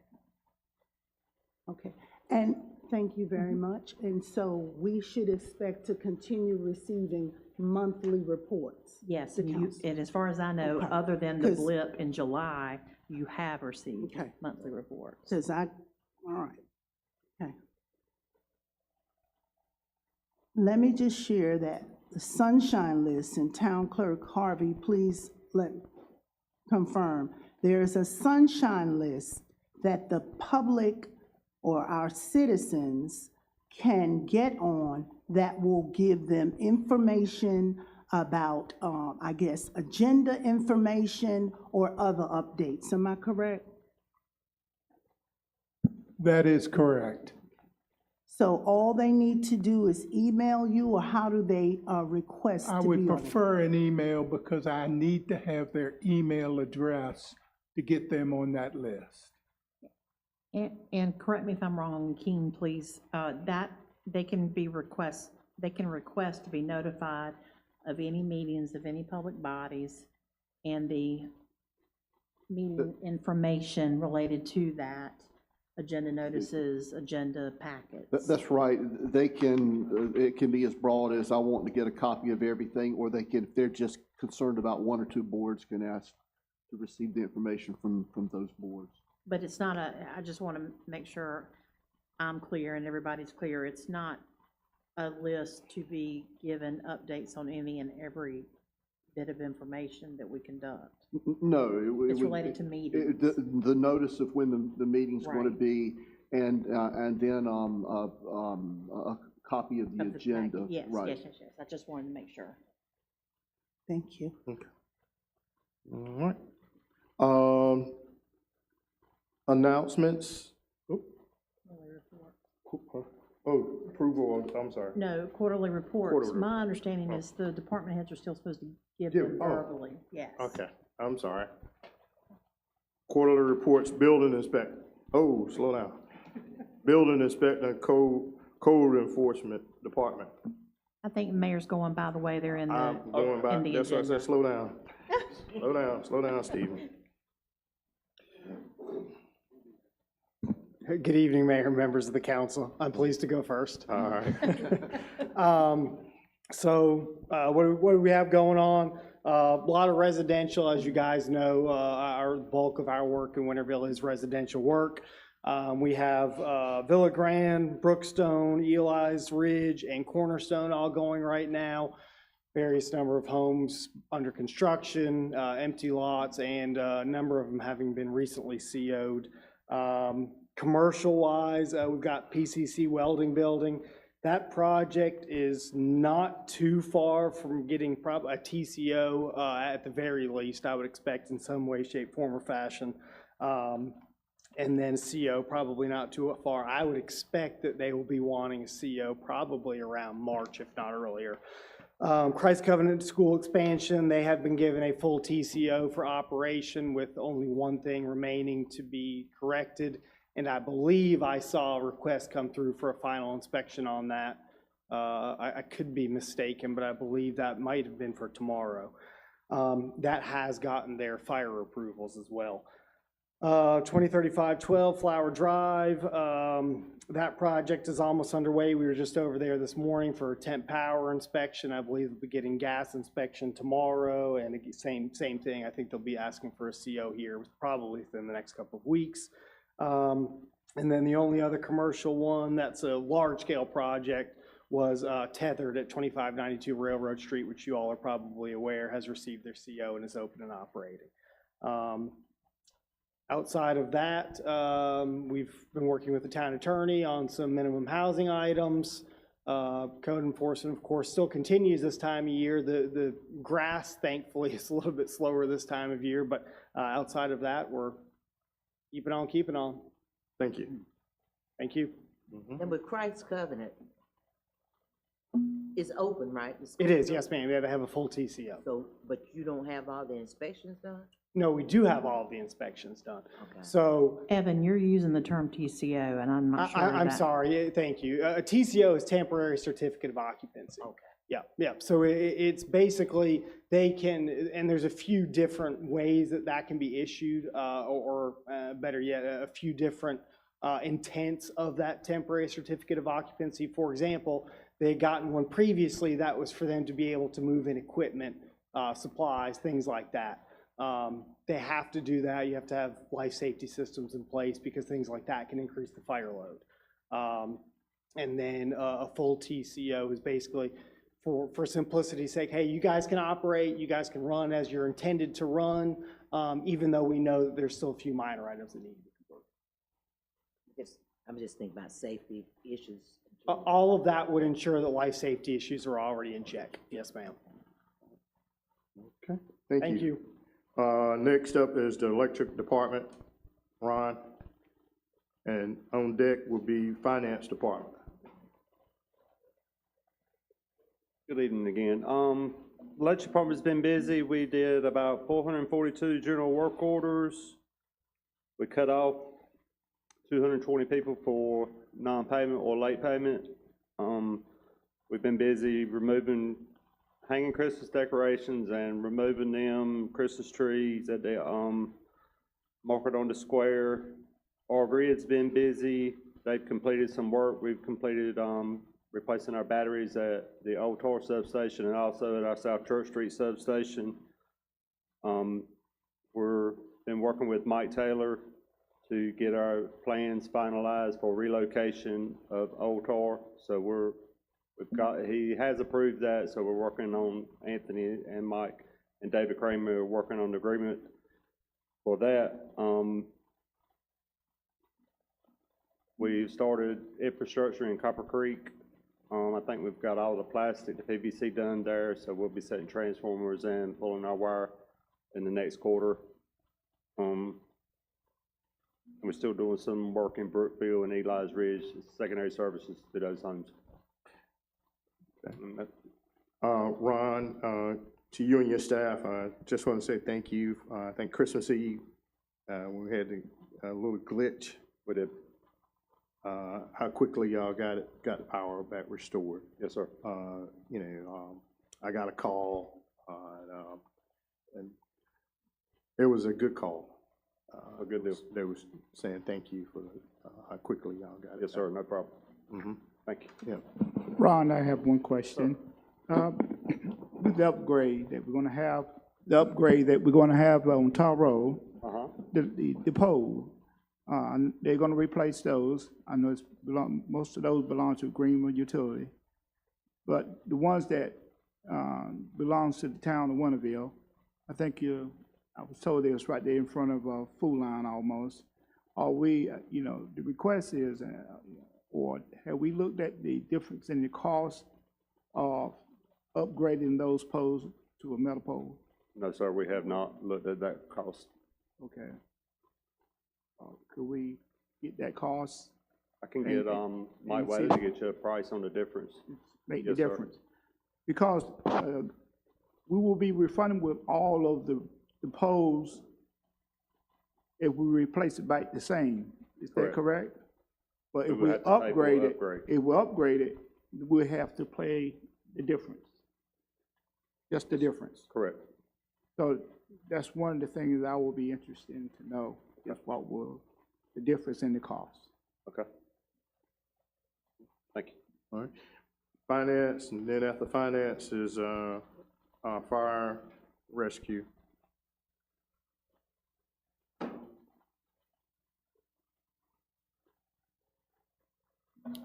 Good evening. As the auditor mentioned earlier tonight, they have submitted the 24-25 audit to the Local Government Commission. We do have to submit the FPIC letter. We have 60 days after the audit presentation, so we'll get that prepared for council to sign. We're beginning to look at the next year's budget, and we'll have our first planning budget meeting on January 27th. The 2025 tax bills were due January 6th, and interest has been added on any delinquent bills that were not paid by that date. Currently working on getting RFPs to the banks for the equipment and vehicles that were budgeted for the financing for those. And then just a reminder that we are still taking applications for the Green Lamp one-time utility assistance program. And if they were approved, it's been 12 months since they were approved, they can reapply again. Thank you. Thank you. After fire, human resource. I'll just summarize a few things. Radio project, as you know, is underway, and also the master plan is underway. I would expect in the next month or so, you'll all probably be contacted for stakeholder interviews. So that'll be the next step. They're still finishing up some information gathering from different departments now. The statistics for the year are there. We finished up with almost 1,800 calls. Of those, 134 were overlapping, which means they were 2 calls or 3 calls at one time. I stand by for any questions. Anybody have any questions? All right. Human resource. And Parks and Rec. Mayor and Town Council, our classification and pay study, we hopefully will be able to, our goal is to come before you in the February meeting for our personnel policies.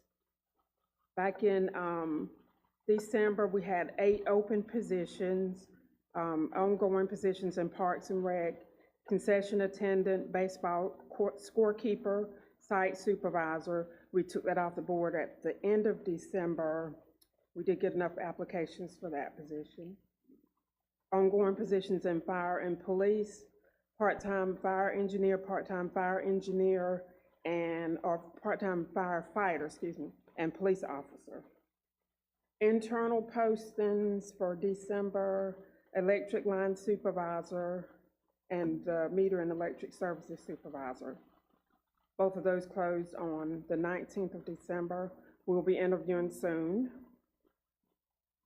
Our annual Christmas dinner was Thursday, December 4th. Things went well with that.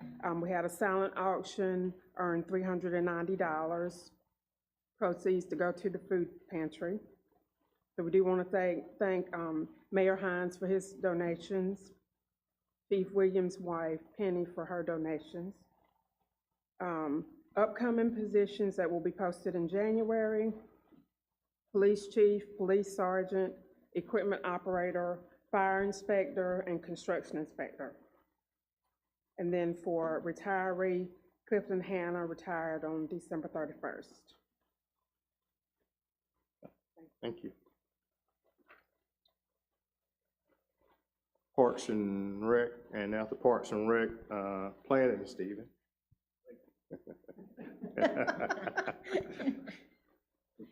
Good evening.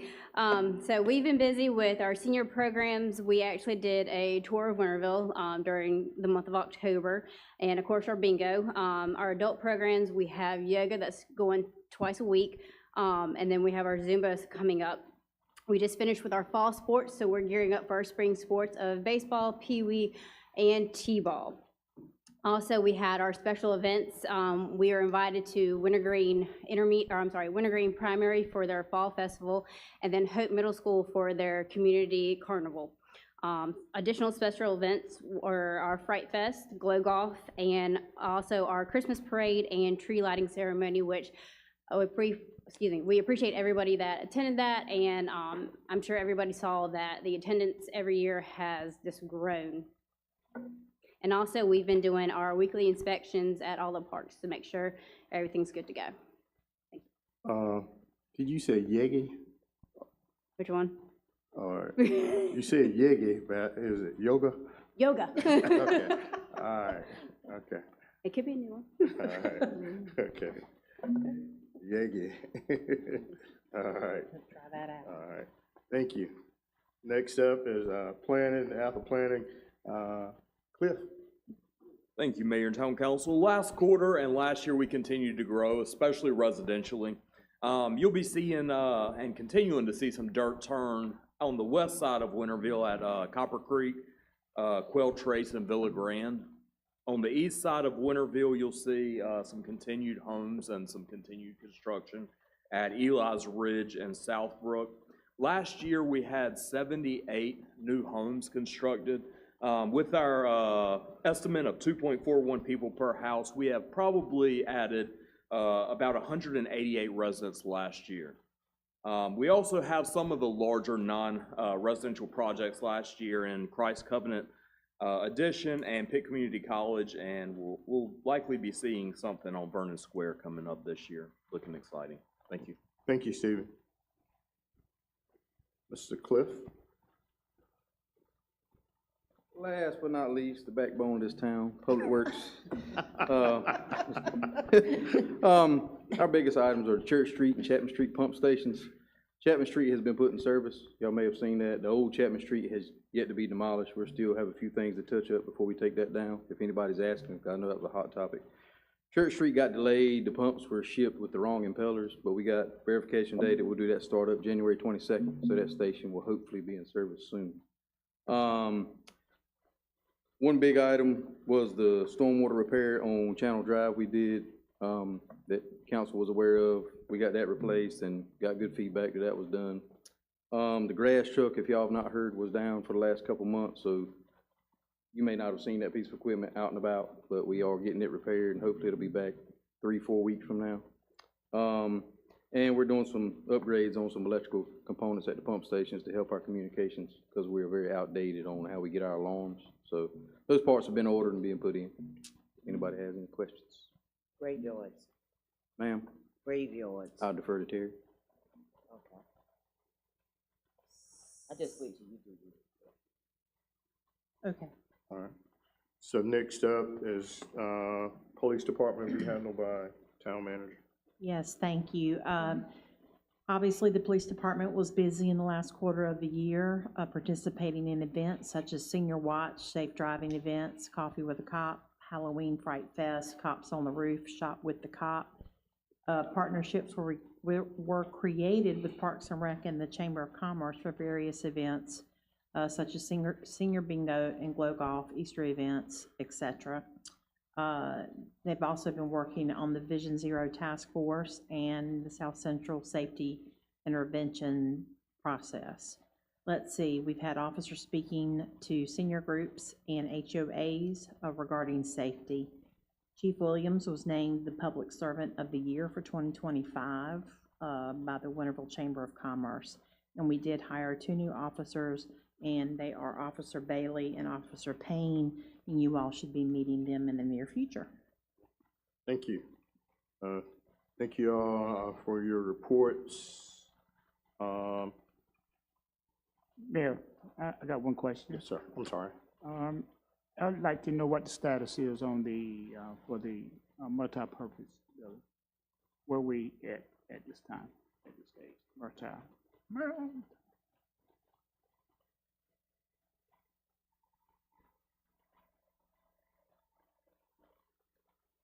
Currently, right now, we are still in discussion with McGill and Mosley on the outside of the structure. So we're supposed to come back to them after the new year. So we'll be reaching out to them for more discussion.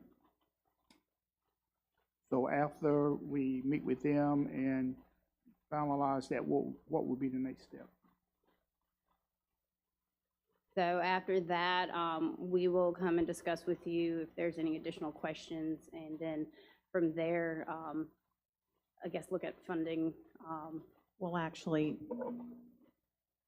at some point, council's going to need to decide what goes in the building. So I think it's fine to discuss the outside, and once staff has a recommendation, they can bring back what's being discussed. We need to get some input from council on what you agree with, want to see changed, et cetera, and start having those discussions. And this was part of what I planned to have us talk about during the annual planning meetings.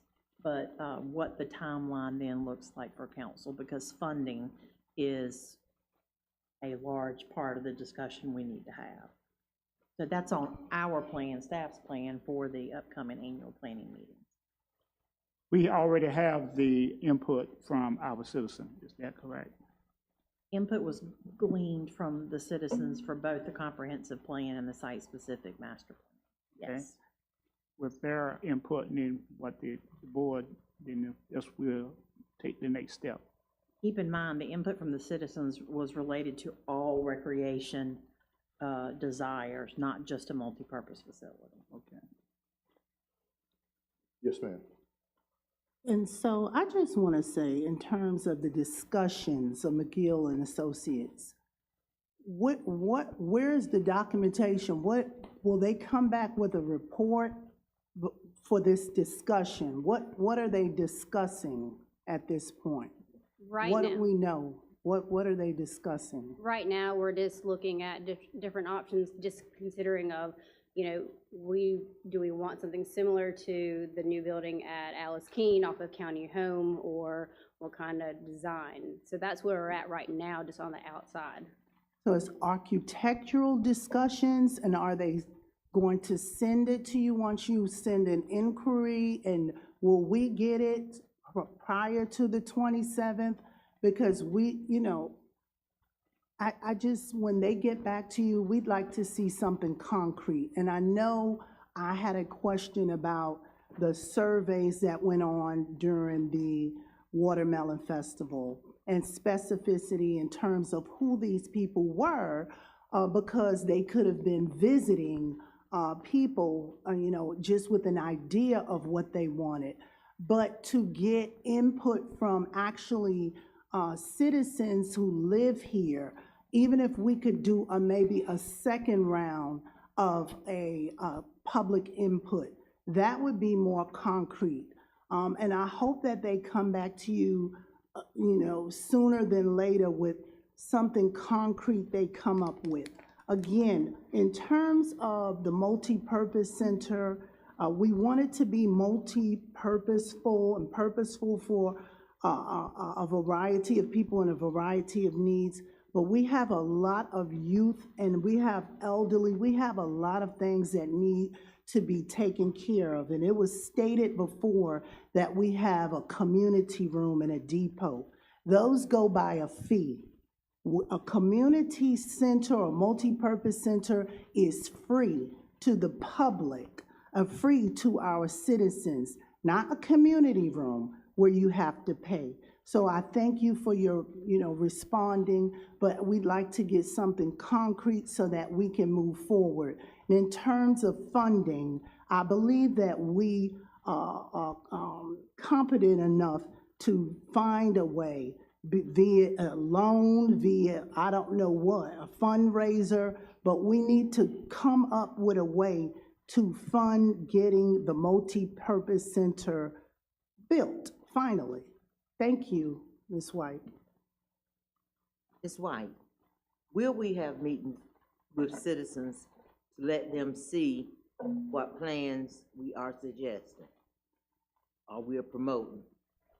Kind of like when we did the comprehensive land use plan, there were several, let me with that word, Stephen, charrettes that we had that, and I met lots of citizens during that time. And they looked at what we were suggesting and, you know, giving us input on that. And the recreation board, we've got people serving on that recreation board, and we're talking about our volunteer boards, putting them to use. Yes, ma'am. We will, yes.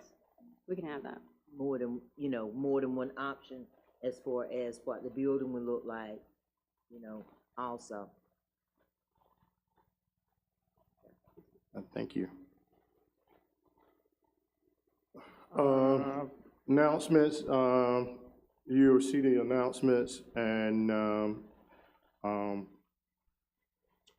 just some highlights, of course. The 16th, got coffee with the cops. Of course, on the 15th, this week coming up, we got a Martin Luther King celebration at Pitt Community College from 9 to 10. If I could say, Mayor, I sent you an email today. I've got to know by noon tomorrow if you plan to go. I do have you. 1, 2, 3, 4. Okay. Okay. I think I can Right. remember that. Okay. Then, of course, the office will be closed on Monday for King's holiday. And then don't forget, we're gonna have our, on January the 27th, we have an planning meeting here, right here at the town hall at, was it 5:30? I think that's right. 5:30. 5:30, Don. 5:30, Don? Yeah, Yes, sir. 5:30. There will be meal And included. meal will be served? Okay, all right. And the rest of them, you can see, just govern yourself accordingly. Next up, Johnny, Councilman Moore, you got anything? Yes, I was gonna ask, what's the status of on Mill Street? Sidewalk, we address that? I will defer to Anthony.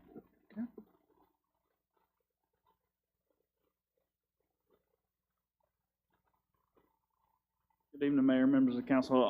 Little update on that. So you may recall in the last month's agenda, in the consent agenda, there was a grant associated with NCDOT. That is for the Mill Street sidewalk project. As far as the project all the way from Maine all the way out to Highway 11, that project is, there's no funding for it at this point. It's still on the MPO's log. However, we have found some grant funds that will allow us to do from Main Street down to the rural community fire department. And so we'll try to take a phased approach until we can get that score up on the MPO's list. So essentially, we'll start with this piece down near the downtown area, and then that'll be one section out of the way, and hopefully we can reapply for other sources of funding or grant opportunities in the future to finish out the project. But as of right now, we have that segment funding available to us, and it will take some time. We got to get the engineering done. The NCDOT is doing the engineering, and so it'll be on their timeline to do that, but we will work with them, coordinate. There are some minor utility changes that will have to be made to make sure that, some of the stuff is out of the way, and then they will move forward with that construction. Mayor, can I ask something of Anthony too while he's standing here? Sure. Can you help me give the update on the cemetery Absolutely. project, So, expansion project? The cemetery went out, got it engineered, took a little bit different approach after last May. And so we got it engineered. I think last time I updated you, we were looking to get the permit from DEQ with regard to the stormwater application. So engineering's done. DEQ let us know right before the holidays that the permit's been issued. So now we're at a point where we can go out for bid. So the permits are in hand and we can move forward. Do we have an engineer's estimate on the project? Just, we won't hold you to it. Promise not to hold me to it. I want to say it was like $375. I was thinking 350, so. That's for Reed Branch. Yes, ma'am. And what about North Winterville? The sign? Sign. I don't have an update for you on that, but I will get you one. Thank you. So, Thank you, Anthony. just, when would the bids go out? I'm just asking that question. Do you know? We'll have to get the specs together in the bid package, and so once we do that, then we'll go out. So I would expect within 6 weeks. In 6 weeks. Okay. All right, thank you. Thank you. Mhm. Councilwoman Smith? You have anything? Oh, and also, I would like to say to everyone, I just hope that everyone had a very safe and enjoyable holiday this past holiday and bringing in the new year. And I hope and pray that we can continue working together as a slice of good life to show you and to work together in unity. If anything that you need or that I can help you with, just give me a call and I'll place my best foot forward. I can't promise you anything, but I promise you this, though, that I will place my best foot forward. Thank you. Councilwoman Smith? Yes, sir. Just thank you to the Finance Department for all the behind-the-scenes work with the audit. All the departments, actually. There's a lot of behind-the-scenes work that goes on to make our community a great place to live. The Fire Department, and there were several incidents over the holidays. Thank y'all for everything that you do.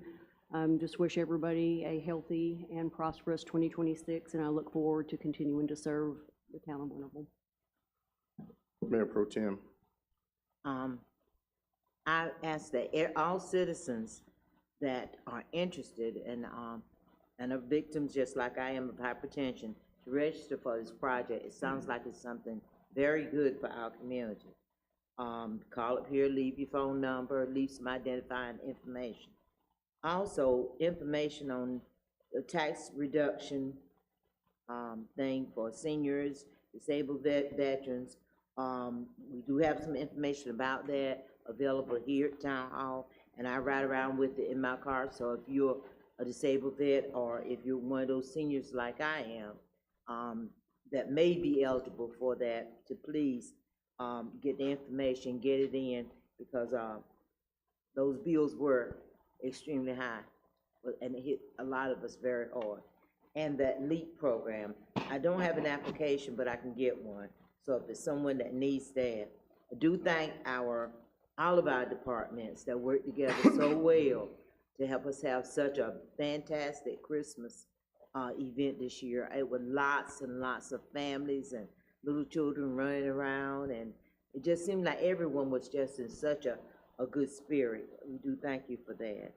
And I wanted to know if the town is going to sponsor anything for the 250th anniversary of our nation that we're going to be celebrating this summer. Have we put any thought to any events? I don't think we have thus far, but certainly we would be happy to entertain any ideas. And that's it. All right. Councilwoman Correll, Dr. Correll. Oh, yes. Over here. Okay. I'd like to thank all the department heads, the staff, just everyone that does any type of work or any type of service for our town. I really do appreciate you. I appreciate the citizens that are still here and all the ones that came out tonight. We are in a place, as Miss Walker said, from the Healthy Lives, Healthy Choices. I was glad to see her come and speak about hypertension, but I also wanted to speak about one of my top priorities is whole person health. And so with that being said, I'm always, wherever I am throughout the state, I have Winterville at the top of mind. And so I actually created a partnership with NC Medicine, because I asked them, I was like, hey, have you guys ever been to Winterville? I've heard of you all being in Pitt County, but have you ever been to Winterville? And I was asked, well, where's Winterville? And I said, Winterville, is 5 miles outside of Greenville, home of the Pitt Community College Bulldogs. So anyway, they had a laugh about that, but needless to say, the NC Medicine free mobile pharmacy over-the-counter medication giveaway event is going to be in Winterville for the first time. It is going to be at the train depot. And so I'm excited to announce that. It is going to be February 20th from 9 to 2. And so this will be on all of our social media sites. It'll be on our website. And there is a link that you all that are listening and you all that are still here, if you would like to sign up to be a volunteer, because they need volunteers. I will be a volunteer. I'm excited and grateful that ECU Health is in partnership. Also, as you see the flyer, it is open to all residents across Pitt County. It's just that it'll be here in Winterville at the train depot. With that being said, the ordering for the free over-the-counter medication starts on January 20th and it closes February 13th. So there is a QR code. If there are any citizens that don't know how to utilize a QR code, you can email me or send an email to Town Manager Parker or Don Harvey, and we can get those paper forms out to whoever needs those paper forms that would like to order over-the-counter medications. And so again, I'm super excited that this is coming to our town because if we have a well town, we have a thriving town. So again, this is for all residents, and you can pick up for your family members too. Thank you all. Where are there additional flyers? Yes, so there will be, you all have flyers at your desk, but there will be additional flyers. Oh, we have some. yes, they are, yes. Dawn was pointing, but I don't know if you all can see, there are additional There are additional flyers. ones out front today, and I'll have some out in the lobby.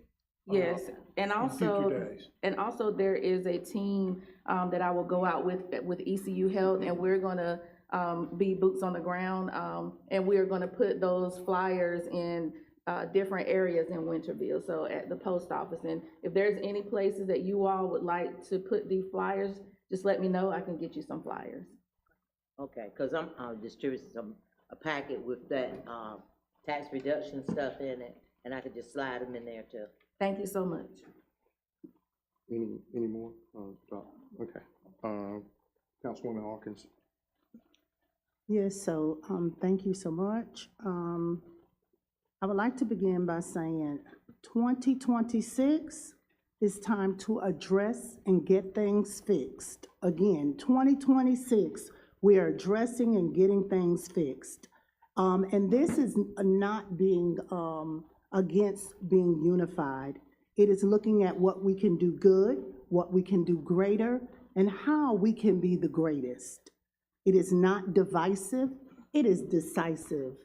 I would like to let the citizens know that if they do have complaints that they have against the police department or a particular police, there is a complaint form on the website under the police department.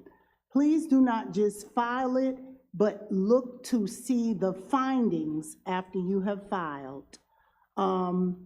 If your constitutional rights were violated or conduct was not professional, that is your right. I would like to thank Assistant Town Manager Bowers for helping to get the communication that I have been seeking and get the alleviation of the obstruction of traffic on Main and Mill completed. I would like to thank him for being that conduit. He does it in a professional manner and with patience, and I thank him for that. I would like to highlight our fire department for going above and beyond this past month. And I know I shared some things in terms of funding that was related to the police department. But I cannot never say enough for the courage and the courageous firemen that are in Winterville. And so I would like to tell them thank you for that. I would like the citizens to know that there is still urgent repair applications for them to fill out. There is a criteria for your eligibility. Please don't hesitate to fill that out or to get more information in terms of that. I would like to let the citizens know that You got my vote, and you still have my voice. And like it or not, you know, sometimes we don't like to hear things. It makes you uncomfortable, it's visibly uncomfortable, but we don't like medicine, but that is necessary. And I'm going to continue to speak for what is necessary, and that is not being negative, that is being noble. And nobility is having high morals, high principles, and high ideals. And thank you very much. And please do something to volunteer or just to help a neighbor, knock on a neighbor's door. Do something on behalf of Dr. Martin Luther King this coming January 20th. And then the very next day, school is out. So enjoy yourself, enjoy your family, and show community love. Thank you. Attorney Lashley. Thank you, Mayor. Happy New Year to the council, town staff, and town citizens. I have no report tonight per se. I do point out that we do have a closed session pursuant to the two statutes identified in the agenda and the purposes attached to those two statutes. Thank you. Thank you. Town manager. Thank you, Mayor. I just wanted to wish everyone a happy new year and look forward to working with everyone. And for me, of course, I already wished everyone a happy new year. I'd like to send a congratulatory to Mr. Al that volunteered with our fire department. Mr. Al said he's calling it quits on Wednesday. Oh, wow. And Mr. Al was always one of them ones that you would see out. He put in a lot of time. He was a great volunteer. And we wanted to talk about a volunteer that was Mr. Al. He was always there. The fire department is going to miss him, because I think David counted on him to do a little bit of everything. And but yeah, I just wanted to say that Mr. Al was here earlier. I wish he could have stayed. I was going to recognize him, but it got away from me. But I do want to say thank you for your service. But I want to thank the guests that stayed. I appreciate y'all coming. And I also like to encourage, I like to see this place packed with people, 26. I want to see your faces. I want you to see our faces, what we're doing. So come pack the seats. Like Councilwoman Hawkins said, Councilman Moore, and all the rest of us on this board, you voted for us. Come see what we're doing. Come see the work. And with that being said, can I get a motion to go into closed session? So moved. Second. I have a motion and a second. A motion made by Councilwoman Smith, second by Dr. Harrell. If you use your clicker.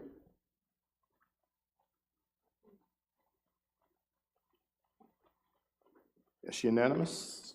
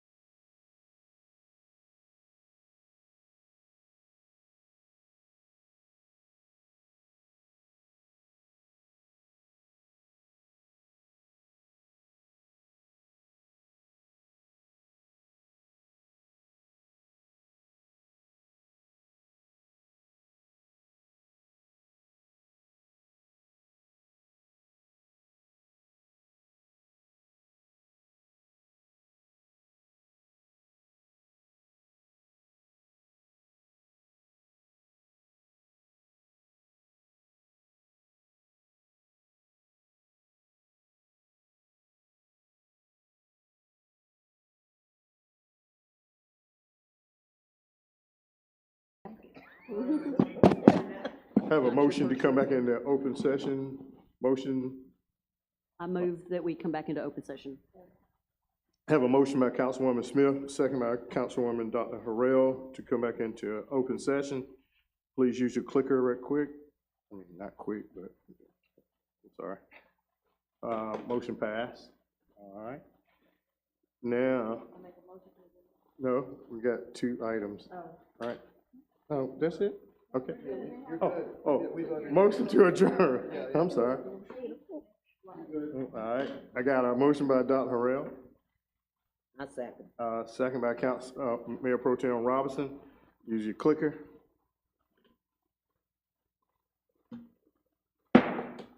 Adjourn. I'm sorry. Y'all keep me straight. They do. I have froze up. No, we'll say, we'll wait. No,